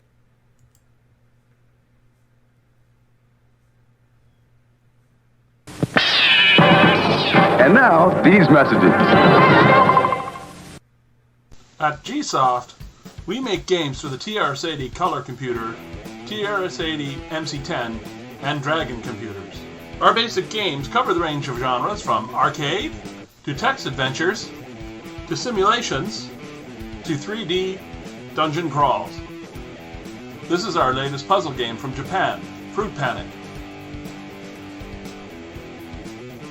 So come on and drop by our website and download our latest games. What's going on, everybody? Stevie Stroh, and I want to say thank you for continuing to watch and listen to CoCoTALK. We love doing this show. We think we put together a pretty good show for you, but this show could be better with your help. So if you would like to send a feedback, a comment, a suggestion, a show topic, or maybe even your own little segment or bumper, then send it to us via email to cocotalk@cocotalk.live. This show would be nothing without you. Love to hear from you. Radio Shack, America's technology store. Computer shopping has never been better at Radio Shack. Here's proof. Our new ultra-high-performance 386SX 20 megahertz computer with 85 megabyte hard drive, only $12.99. And it's from Tandy, manufacturer of the best-selling PC compatibles in America. Or get a 286-based Tandy home office computer with color monitor and hard drive, only $899.95. Shop your friendly nearby Radio Shack. Great selection, superior service. Nobody compares. All right, we're back. Radio Shack, America's technology store. All right, excellent. Bruce Moore says he's looking forward to stacks. So for those of us who are here in the panel, before we get back to some of the live chat, how was the segment? And does anybody have any questions or other things I want to add to it or ask Steve? I wanted to mention one thing, like he was mentioning that jumps go to an absolute address and branches are relative to where you are. Like I'm going to 10 bytes ahead of me or 15 bytes behind. One of the uses of using the absolute ones is if you're, say, calling basic ROM calls, like you're calling a subroutine in the basic ROM. Well, the ROM doesn't move. So you know that the keyboard routine is at, a whatever the indirect thing is. But you can actually, that's a good use of it, is to tell it to go specifically to these ROM routines because they don't move around. As opposed to if your program gets moved around, let's say I load it up in 32K or I might load it down in 16K. And if I tell it to jump so many bytes ahead, well, then it does move around whereabouts you're loading. And in OS9 level 1 in particular, since you only have 64K to work with on a CoCo 1 or 2, you may load a program when you boot up and it goes wherever the free memory is. And then you've loaded a couple other programs, run a couple of things. And then if you try to reload that program later on and some other stuff's there, well, now it's getting moved around in memory and it might go somewhere totally different. So having position-independent code allows that to happen where the program could get reloaded wherever it wants to. It doesn't have to be fixed at a certain address. And that was the basis of the 6809 and OS9 both doing that because most of the 8-bit chips at the time did not have that capability. Did I DEF CON you yet? No, but I'm just, there's been a lot of the conversations that are happening in chat. I wouldn't even know how to pose the question or to say it. So I don't know if Curtis or if one of you guys want to take some of those things that were going on. I just don't. It's over my head. But one of the things that Dave Phillipson just said, though, in the chat, it says the BCC/BCS and the BBC/BBS branches are instructions that you would use to make the correct decisions after a signed ASL in case the result of the operation would cause an overflow. Does that make sense? Because there's way too many acronyms in there. Okay. Yeah. All right. So, Simon, I know you were starting to say something before. Is there anything else you wanted to add to anything? No, I'm fine. Good listen, Steve. Good listen. Excellent. What about anybody else here in the call? Eric or Diego? You guys have anything or Richard? Anything you glean from here? Any questions? Any comments? Actually, if I can? Yes, yeah. Diego. No, I was just thinking, so if, let's say you write your code, you have that branch, because you're jumping to a relative position from where you're jumping.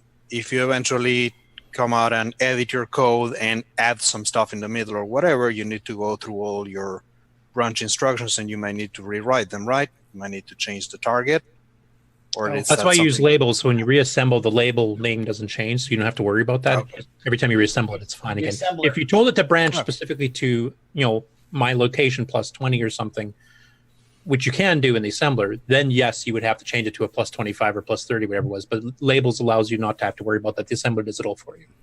If I may add something, Curtis, when you're programming in machine language, that's when you have to do the calculations and put it in the instruction to tell it how far to jump. But where you're doing it in assembly language, the assembler does all that work for you. Yeah. If that's going to help you understand That's probably clearer than I did it. Yeah. Yeah. Cool. Thanks. And audio spectrum analyzer, that was written in machine language. Excellent. All right, so have we beat this one to death? I will add one other thing about the absolute versus relative, because actually it affects Steve and Rick Adams and a few others have different philosophies and stuff for doing cartridges. Cartridges are always at the same fixed memory address locations. They always start at C000 hex. So if somebody wrote a program to be position independent, I think Rick did that with most of his, or pretty close to it. That means that if you wanted to copy the ROM down to RAM to run it in a RAM machine, it would just work. It would just move over and everything's relative and it works. So a very, very primitive form of copy protection in the early days was that if you had absolute ones where it was jumping specifically to addresses in the ROM cartridge, if you try to move it down, it would try to jump right back into the ROM. If the ROM's not there, crash. So just wanted to mention that. So when people ported ROM games to disk, which has happened at this point, did some of those need to be disassembled and changed from an absolute to a relative branch? Not change from absolute to relative, but you have to change the addresses to wherever you would move the program to. So if you put it in the upper 16K of a 32K machine, for example, and it was trying to do a jump to C00, you might have to change that down to like an 8000 or something, wherever you move the program to. So you have to change all those jumps, all the JSRs to the new addresses you put them in. Wow, that was definitely some of my games, because I just would reassemble them for the ROM location after I was using it. Let's say I wrote a game that was 16K, but I had 32K CoCo. I put the game in the top 16K of a 32K CoCo to test, and then I would reassemble it up. Of course, then I also had instructions that would write over the ROM too. Yeah, which of course on real ROM doesn't do anything, but if you have it RAM, it just trashes itself. Self-modifying code in a bad way. Yep. So Simon, Steve did use self-modifying code, just not for the same purpose you do. Yeah, I create self-destructive code. Yeah. And I have to say, Simon, your latest demo that you're showing off with the music and the plasma animation is very nice, sir. Some fine work from the madman. All right, well, what have we talked about today? We spent a considerable amount of time talking about VCF Midwest. It looks like it was a great show. I'm definitely sorry I missed it, but I'm glad a lot of us got to go. I'm glad the CoCo was represented there. And we heard some more assembly, and people have been wanting the assembly, so we've got some more assembly, and that's good. So what else do we need to talk about today? We are now at going on 3 hours. But have we? It was a catch-up week because there wasn't a show last week. Yeah, but it was a good show. We didn't cover any news, and that's fine. We always have to have something to talk about next time. Now, I was gonna pose the question of a possibility of an after dark, but there's also the community roundtable that's going on this afternoon at 7 p.m. Is that happening? Yep, it'll be at 7 p.m. Eastern, last I heard. Okay, so I think the CoCo crew are going to assemble a handful of people together to have a community roundtable discussion, fall edition that will air on the next CoCo crew podcast. So I think that's scheduling to happen at 7 p.m. So I'm not sure how many of you are going to be attending that, and I don't know if that will.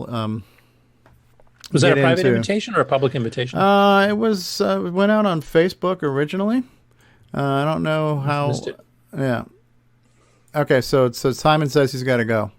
It's 11 p.m. Thank you for being here, Simon. It was good to see you. Yeah, so I don't know. I mean, we maybe we'll get together this evening or maybe again this weekend. Who knows? How about Sunday night? Sunday, that kind of worked for our spontaneous show. I will just say to those who are still watching, we are looking at securing a few backup broadcast stations, so we won't have to run into a last minute problem where we can't have a live show, because there were a number of people tuned in to see the show. And the best thing I can suggest to somebody, if you want to know when there's going to be a show, when there's not going to be a show, if you want to be in the loop and up to the minute, you need to be on Discord. And for those of you who have not joined the Discord server and part of those conversations, there's a link in this video. A lot of people are on Discord. More people join all the time. But yeah, I mean, I was putting out messages saying, listen, this is going to happen or this is not going to happen. And so the people on Discord were kind of in the loop, but the audience, what is Retro saying? Yes, less Steve Stroh. So anyway, yeah, if you want to know what's going on with the show, the best thing is to make sure you're on Discord. We've got a whole CoCoTALK section. We've got one section where you can put suggestions for topics or put links to news articles for us to talk about. There's another section called the CoCoTALK lobby, and that's where we're just talking about, we're getting ready to go live or this or that together, and so some things like that. So make sure you get on Discord. All right. Steve, I have a suggestion. Yep. Have we plugged Tandy Assembly yet? Negative, Ghost Rider. We have not plugged Tandy Assembly, so why don't we do that? Let's go to some events here.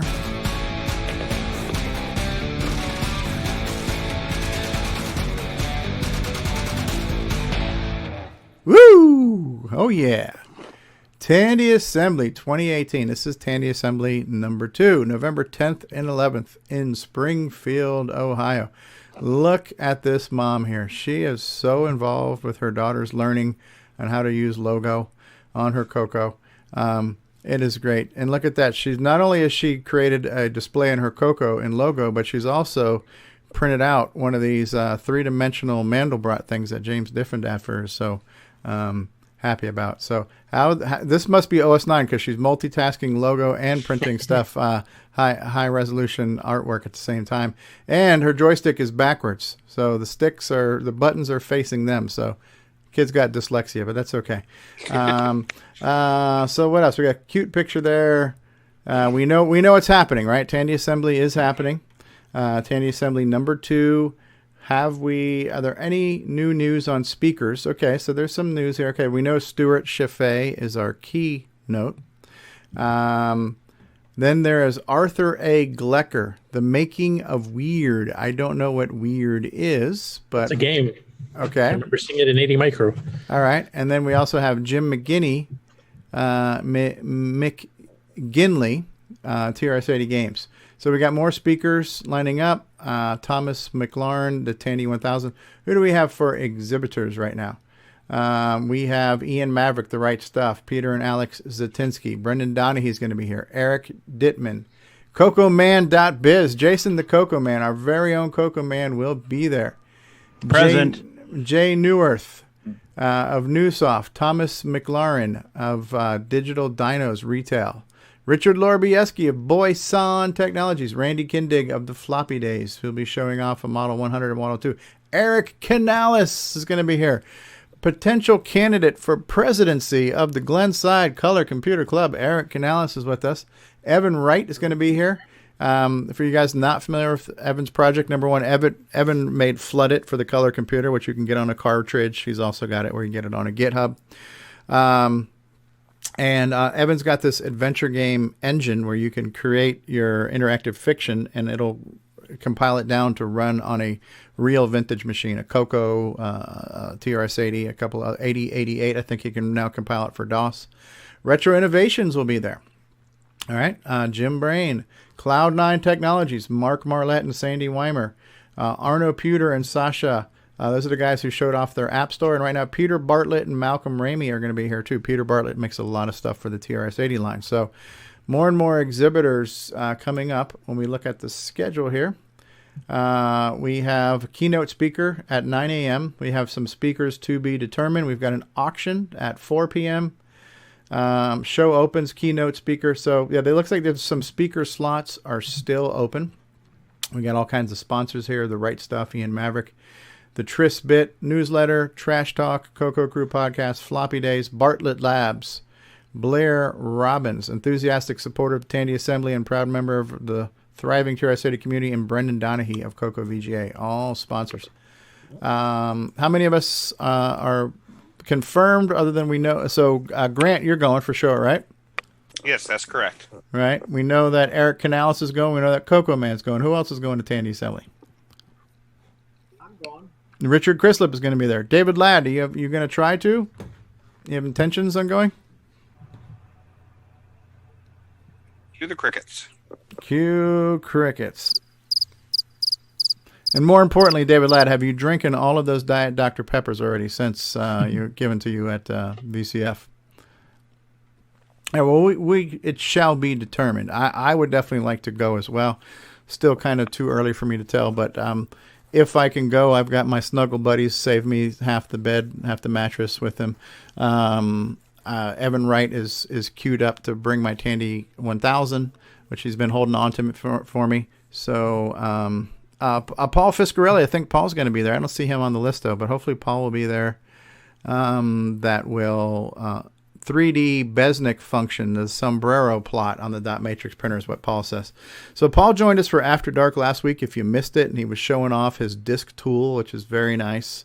A lot of features. Paul says, yes, I will be at Tandy Assembly. So that's another one of us that will be there. So the Coco will be represented. I'm hoping to be able to make it, show off my cosmic aliens. Well, let me just give you a quick news flash on that too. So I have a few more tweaks that I planned on making on cosmic aliens.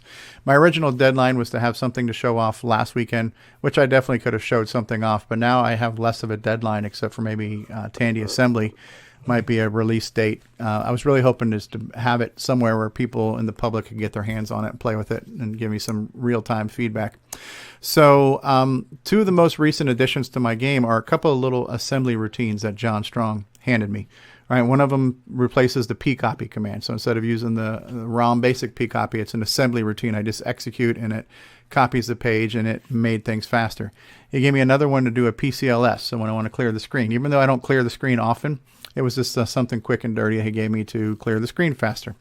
He has now threatened and promised and teased me with a few other routines. So one of them is he's going to give me a font routine. He basically took my fonts and converted something into assembly. And what he's telling me right now is that he's going to have it to where I can use the print at command and actually on a graphic screen use the print at and print fonts on the screen with this routine. So it'll make font rendering go a lot faster than my current draw statement that's got to go through a for next loop and look things up and stuff like that. And he also said he's taken my sprites from that data file. I load in a binary file to load the sprites on the screen. Then I use the get put buffers to get them. And he says he's taken all of those sprites and he's written an assembly language routine for them. So now the sprites will get loaded through assembly. And instead of using the get and put command, I'll be able to put sprites by executing something too, like a USR routine or whatever. So I'm going to have some cool get put routines and some faster sprites. And there might have been a third one. Oh yeah, joystick routine. He's going to give me a faster joystick routine too. So at this point, all of the graphic engine overhaul is now all going to be assembly, which will make it be as fast as it can possibly be and still being a basic game.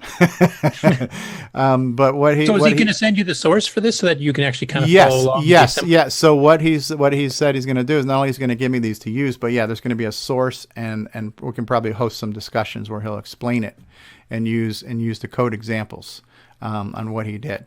And he said he wrote it in a way to where it's not necessarily the most optimized way of doing it if he was going to write it for himself, but he wrote it in a way where it's going to be easier to read and explain for somebody new. So it'll be something that we can kind of talk about and discuss. So there'll be some other than making my game faster, it will be some discussions on how assembly code can be incorporated into BASIC and some real examples of some assembly stuff. So I don't know when that's happening. It's to be determined, but since we're not quite in October and Tandy Assembly isn't until November, hopefully by the time before November, maybe I'll have that incorporated. So the version I can show off at Tandy Assembly will be the souped up version of Cosmic Aliens in BASIC. But yeah, other than some minor tweaks and stuff, I'm kind of done with that version. I can't think of too many more things I want to do to that basic version. And that was like step one. I have a lot more steps. The next thing I want to start doing is I do want to start learning assembly and actually working on coding. And while I'm doing that, I want to work on game 2. And I don't know what game 2 is going to be. I don't know if I want to start a Coco 3 version. I don't know if I want to start a compiler version or if I want to shift gears and maybe do one in QBasic that I can run on a modern system too. But I've got multiple versions I want to do because I figure it's going to take You're muted, Steve. Are you there? Just wanted to say that whatever game you work on, you've got to work on it so that you can win it. Yeah. Yeah. Maybe it should be a Pong game. I don't know. Pong, yeah, right. a Pong where you have a paddle that takes up the whole screen, so the ball can never get past you. An infinity paddle. A magnetic paddle. It just follows the ball. You don't even have to move it. Yeah. So, but no, I've had fun with this project, and it was a good project, and I don't know how long it's going to take me to learn assembly. I'm not sure how long my learning process is going to turn into writing an assembly game. So I figure while I'm learning assembly, I want to be working on my next project. And I'm just not sure what that next project is going to be. Is it going to be a Coco 3 exclusive version or what? I'm still trying to mull that over in my head. But I want to keep the momentum. Yeah. Well, phase 2 of the assembly language could be me trying to teach you assembly. And then you can watch me go to DEFCON 1. And I think you probably, I mean, what John's doing for you is kind of the same approach most of us took learning assembly the first time. Would be you use it to accelerate a couple key functions in a basic program that just aren't quite up to snuff speed-wise, and use it as a subroutine thing, and then eventually get to the point where you're writing a completely self-contained assembly program. Right. But John's kind of helping you along that route right now, and that's kind of what Nick did. I did. Steve, I don't know if that's the same way you did it originally, or I dove right into assembly. But that's also because I was taught microcode in in high school. Oh, okay. Oh, so Chris, I believe Chris is the one that said he was trying to get EdTasm. He just bought an EdTasm. He needed to get that going. And he says he's working on a Pong game. That's cool. That's a good place to start. Yeah. Seriously. Yeah. And the demo that the demo video that Paul Fiscarelli teases with is Long Branch Never. That looks like a space shooter done in like SG4, Semi-Graphics 4. And he's got scrolling star fields and stuff like that. I kind of thinking I would like to do something like that too. When I learn assembly, I would like to do something in SG4 specifically, because that's got to be so fast. If you think about it, you're moving 32 bytes as one whole line. That's got to be super, super fast despite the low resolution. Well, even if you were to do something that was 4-color on a 3K screen, that is so much faster than doing a 32K screen. Yeah, like on a Coco 3. Yeah. Yeah. Okay. So to be determined, but I still got the bug. I still want to keep moving forward with this project, learning more languages, making more versions, the goal is to make a very fully realized commercial quality arcade game at some point in time. It's, we're not there yet, but we're getting there, baby steps. Mm-hmm. Hey, Megabug's graphics weren't that bad for the time, and they were a 3K screen. 3K. Oh, so 3K is like P Mode 1, right? That's the 128 by 96. Yes. I don't remember the P modes. Yeah, but yeah, it's basically looking at 4 colors, and you've got every scan line's doubled. So right. Yeah. And did that game use, because of how you did the magnifying glass and stuff, you were doing double buffering in that, weren't you? Yes, we were. Okay. That's another reason why we had to do a 3K screen, because you had 2 screens plus buffer to, basically what was the screen look like without any images on there. So you had 3K screens. Well, you multiply that together, you're already at 9K. Right, out of the 16K. Yeah, exactly. Yeah. Oh, so you had you had one screen that was zoomed out where everything was small. And then to do the magnifying glass, that was a third screen where you zoomed in and superimposed that on. Now, the magnifying glass was actually created live. It took the image information and enlarged it. Oh, so it just like superimposed that over the main screen? Exactly. And you just double buffered to put back whatever's behind you? Yeah. Well, you had 2 buffers, one that you're working on, one you're displaying. You just switch between the 2. And then there was one screen that had had the screen with no magnifiers, just the way it looked. Yeah. Neat. Basically the source screen. Right. Mm-hmm. Oh, Paul says he posted a new video just before the show. Can you let me do this?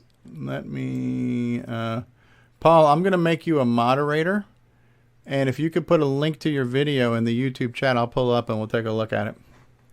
But yeah, so it's like on the one hand, I want to continue working on my space shooter projects, but I've got a couple of other game designs too in my head that I had made back in the day that I would kind of like to remake too. So I don't know if I want to do a side project or whatever, but I definitely want to keep working on games. I'm not sure I'm ready to write. I know for a fact I'm not ready to write a game in assembly from scratch. So I might want to do something different in BASIC. I think Cosmic Aliens was a good example of how something can look good and be somewhat fast, still being in BASIC. But I think I want to do something completely different too. So I still think you could. I think the first one should be something simple like Pong. yeah, okay. In assembly, you mean? In assembly, yeah. Because you're looking at very basic elements, and you can build upon that. And then the next step is we'll have you do a Space Invaders. Okay. And speaking of something too, so long term, I want to make a modern game on a modern system. I was recommended this book, which I bought, but this is called C++ through Game Programming. So this is a book to teach you how to use C++, but it's focused on using stuff you need specifically for video games. So it's not going to necessarily teach you everything, but it's teaching you things and giving you examples of things that are game oriented. And this was recommended to me by my new friend who teaches the video game design course at the university. And they use this in conjunction with things like Unity and the Unreal Engine. So he said this would be a good book for me to learn that. So maybe, months or a year down the road, when I'm done doing all my Coco versions, I want to write a modern PC version of this game too. And so C++ might be the way I go to do that.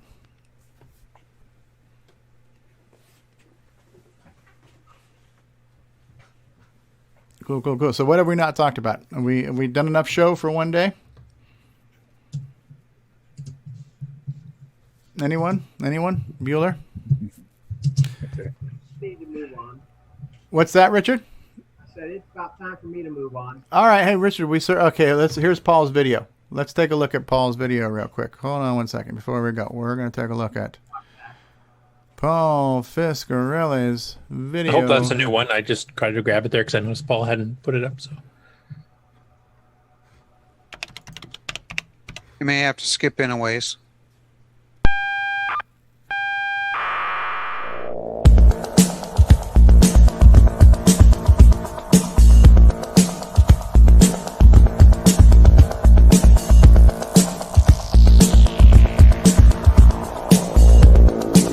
Why don't you skip ahead to about 7 minutes into the video? Oh, 7 minutes in? Oh, there it is. That looks good. Yeah, he's got it up at about 7. Okay. Hello, folks. Maybe a This little is further. Paul here from Long Branch Never. Okay, 7:04 is what we're seeing the game. October 7th and 8th, Chillicothe, Ohio. Oh, Bit of four-voice music. Close Encounters. And we've Stars. got a scrolling in the background, and we'll go ahead and get into some gameplay. It is Coco 1 and 2 and 3 compatible. We'll select RGB because we've got a Coco 3 emulator going here. We're running VCC, and we'll try nuts. Shows that we're starting wave 1. Basically all it is I've got this ship down at the bottom that I move back and forth. Very smooth. And I try to shoot the ships that are coming down. We've got red and yellow. Really no difference between the two as far as difficulty, but they do show different score values on the scoreboard. I've got a fuel counter up in the upper left here. As you fire shots, it does consume fuel. And the other thing that will happen is if you let the enemy ships get past you, they will steal some of your fuel. Shows you, hang on, we'll wait for wave 2 to start. I've actually got it on accelerated gameplay because I'm still doing a little bit of debugging with it, but that's why the waves are coming so quickly. But as you can see, they're dropping a lot faster now. Wow. They will get really fast in a second as we get into the later waves. I like how the laser looks like a squirrely. How many lives I have left, and then scoreboard upper right. Fuel drops occasionally. that you can replenish your Use fuel your F for supply. fuel. I like you gotta that. Be careful. You can accidentally shoot your fuel, which you don't want to do. Wave 3, and you'll see how fast these guys get going. And that's why this level's nuts. It's impossible to keep up with that. He hit me. I don't really have a grandiose explosion. Like watching Stevie. This text mode? It's a crude text game. Yeah. It's functional though. It does demonstrate some of the capabilities of what you can do in 68. Looks like a good game. Yeah. I've got a scoreboard. I've got a fuel counter. I've got ships moving. I've got a star field scrolling in the background.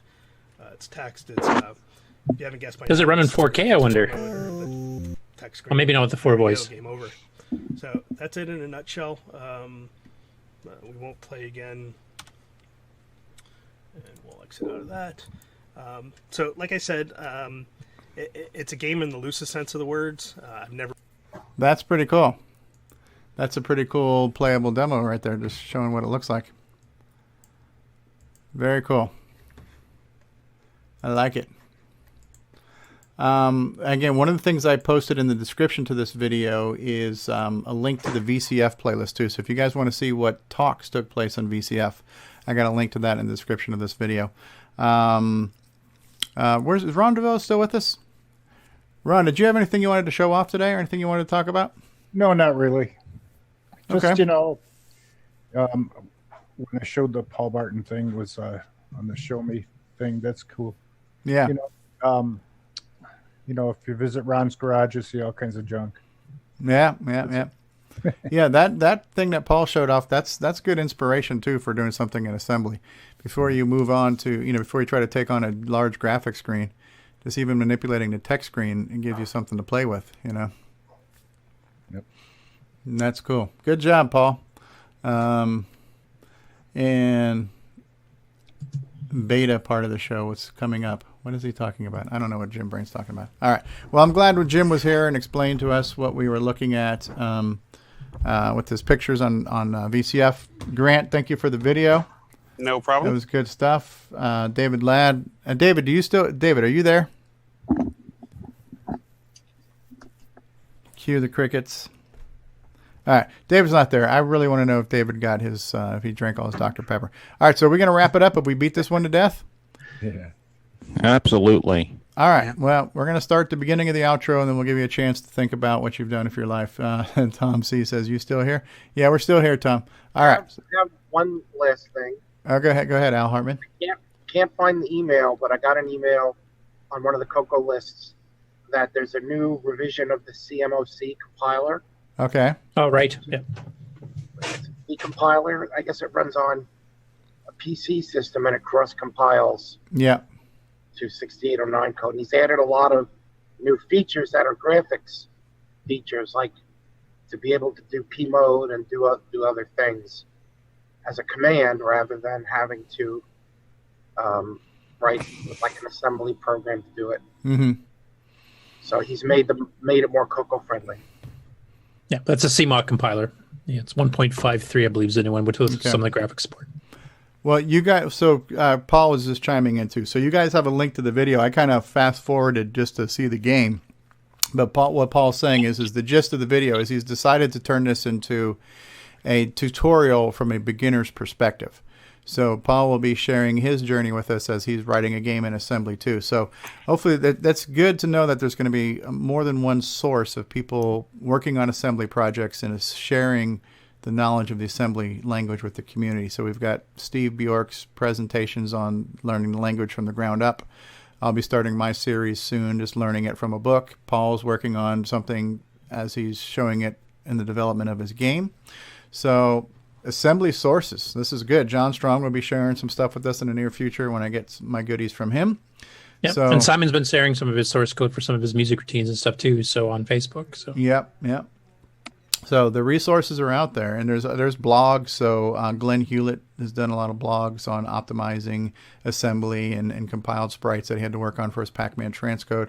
So there's a lot of people out there with this information too. Good stuff. And so, all right, we're going to start the outros here. This has been a good show. 3.5 hours coming up on, so not bad. I can mention one thing. Roger Taylor has a NetMate program working out.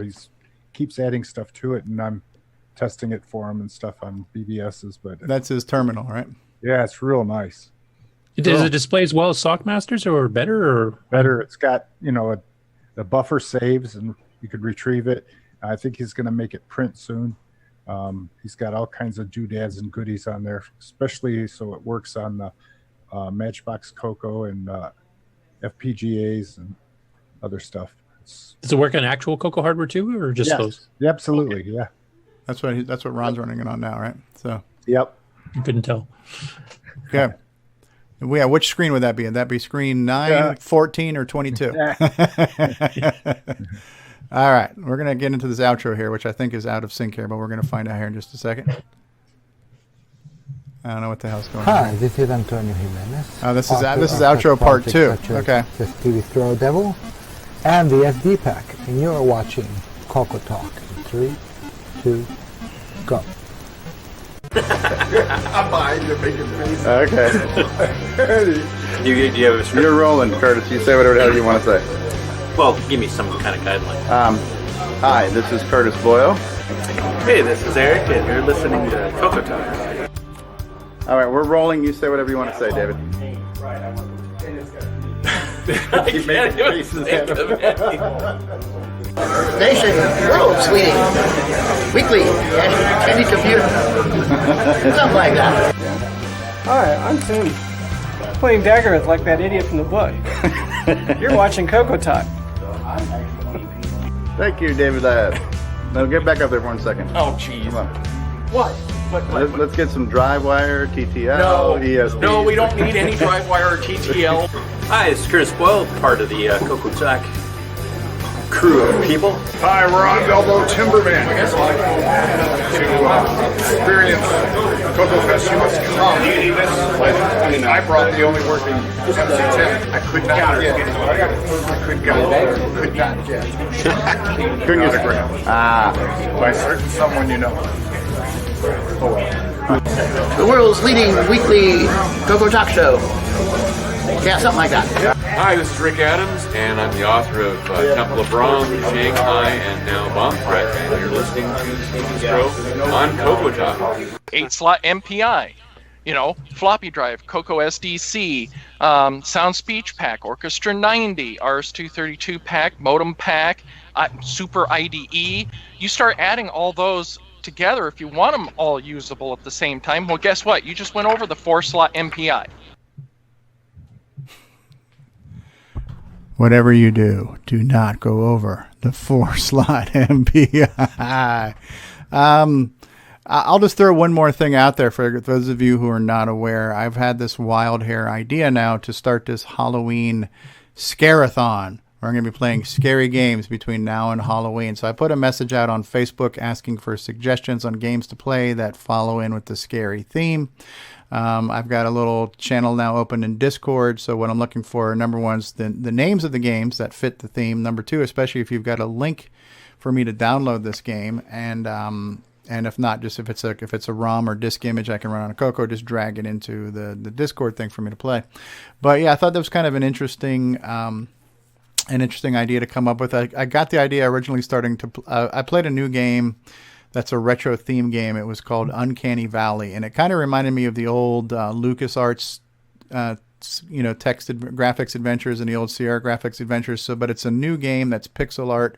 That's kind of this point and click graphic adventure where you move your guy from side to side and explore the environment. But it was kind of this mystery horror survival theme, and has different ways to play and different endings. And after playing that game, I said, I kind of like these scary mystery games. So, and we're coming up to October, so I'm going to try to play as many games that fit in with that theme as possible. And I've created a playlist that's already on my YouTube channel. And in that playlist, I've included a bunch of videos I've recorded from the past that fit the theme. So we've got Fangman in there. We've got Dungeons of Daggereth in there. We've got some more. I'll play those games again during the Scare-a-thon. But if that's something that interests you, just stay tuned to my channel, because I'll be live streaming those and updating that playlist as often as possible. Right now, I'm playing a really cool game. I don't know if anybody remembers it, but it's called Alone in the Dark. Anybody remember that game? It was an MS-DOS game. It was one of the first pseudo 3D survival horrors. It kind of set the template that Resident Evil would follow, where you got this fixed camera perspective and you walk through the areas, but it's very kind of slow and clunky, but there's just something cool about that game. So I'm playing through that. I'll be done with that soon, and I've got my own ideas. I got a ton of suggestions from Facebook. There's a thread for that in Facebook too. Check that out and give me some suggestions, and maybe we can do some marathons where we're all on it together and just, having fun like we did with Forest of Doom and stuff like that. We've tried this a few times, and it's probably worth trying again to play through and beat Dungeons of Daggereth. I know Curtis has tried to help me in the past, and maybe we can do that. I've got the version from William Astle, so we can save it to disk. So we can maybe make multiple saves of Daggereth as we play in case we need to roll back. You will. Yeah. So open to suggestions, looking for that kind of stuff, and hopefully that will be interesting to some. All right. So I suggested the Black Sanctum graphics version, Mark Data Products. It's a graphical adventure game for the Coco that is pretty Halloween-y style themed, especially when you get later into it. How long would it take to play through the whole thing? Could it be done in one video, or maybe it needs to be broken up into 2 or 3 half-hour videos or something? Somebody has made a walkthrough for it, so that if you want to be able to fast forward, if you're getting stuck, you can. Okay. Do it fairly quick. It's not very long. You could literally, if you knew exactly what you're doing, you could finish it in half an hour to an hour. We're talking about Stevie here. Yeah, well, Okay, that might be when we can. Maybe we can have a stream party where we all play it together, kind of like we did with Forest of Doom and stuff. Yeah. So maybe later on tonight, after you guys do your little roundtable discussion, we can try to do a Coco Scary game after dark. Is there a video of a kid playing Daggereth and hitting all the keys and going right to the end? I have no idea. Did I see that? I thought I saw that. I don't know. Anyway, so if anybody's up for that, we'll chat in Discord later on. Sounds like a plan. All right. Well, we're going to beat this one to death. We're going to press the button, Frank, and we're going to wrap up episode 75. We've been back after a week off. Hopefully you guys enjoyed the bunny cartoon last week. Thank you all for being here. Curtis Boyle, Ron Delvaux, Eric Canales, Diego, and David Ladd, and Grant Leedy, and Al Hartman, Mark Overholzer, Steve Bjork, Jason Reichert, Annie M was here, and Toto too. We are now going to wrap this up. Thank you for watching Coco Forever, and we'll see you guys sometime later. Hit the button, Francis. All right. Take care, everybody. Nitrous 09. 23 people still watching. In the live chat, too, Retro Innovations, Tom C. Let's acknowledge him. Tom C., Paul Fiscarelli, Nick Marotta, Steve Bjork, Rob Inman, Bruce Moore was in the live chat. Dave Phillipson was in the live chat. Ed Snyder was here. The Zipster was here. Who else? Nick Marotta. A lot of Nick Marotta. Paul Fiscarelli, Coco Man, Davey Mitchell. That's as far back as I can scroll. Arville was here. Arville says, good show. Thank you, Arville. All right, we're pressing the button. Take care, everybody. No core dump this time. Huh? Nick Marotta. Nick Marotta was here. Yes. Finally, Jim Brain's favorite part, the end. Bye-bye, everybody.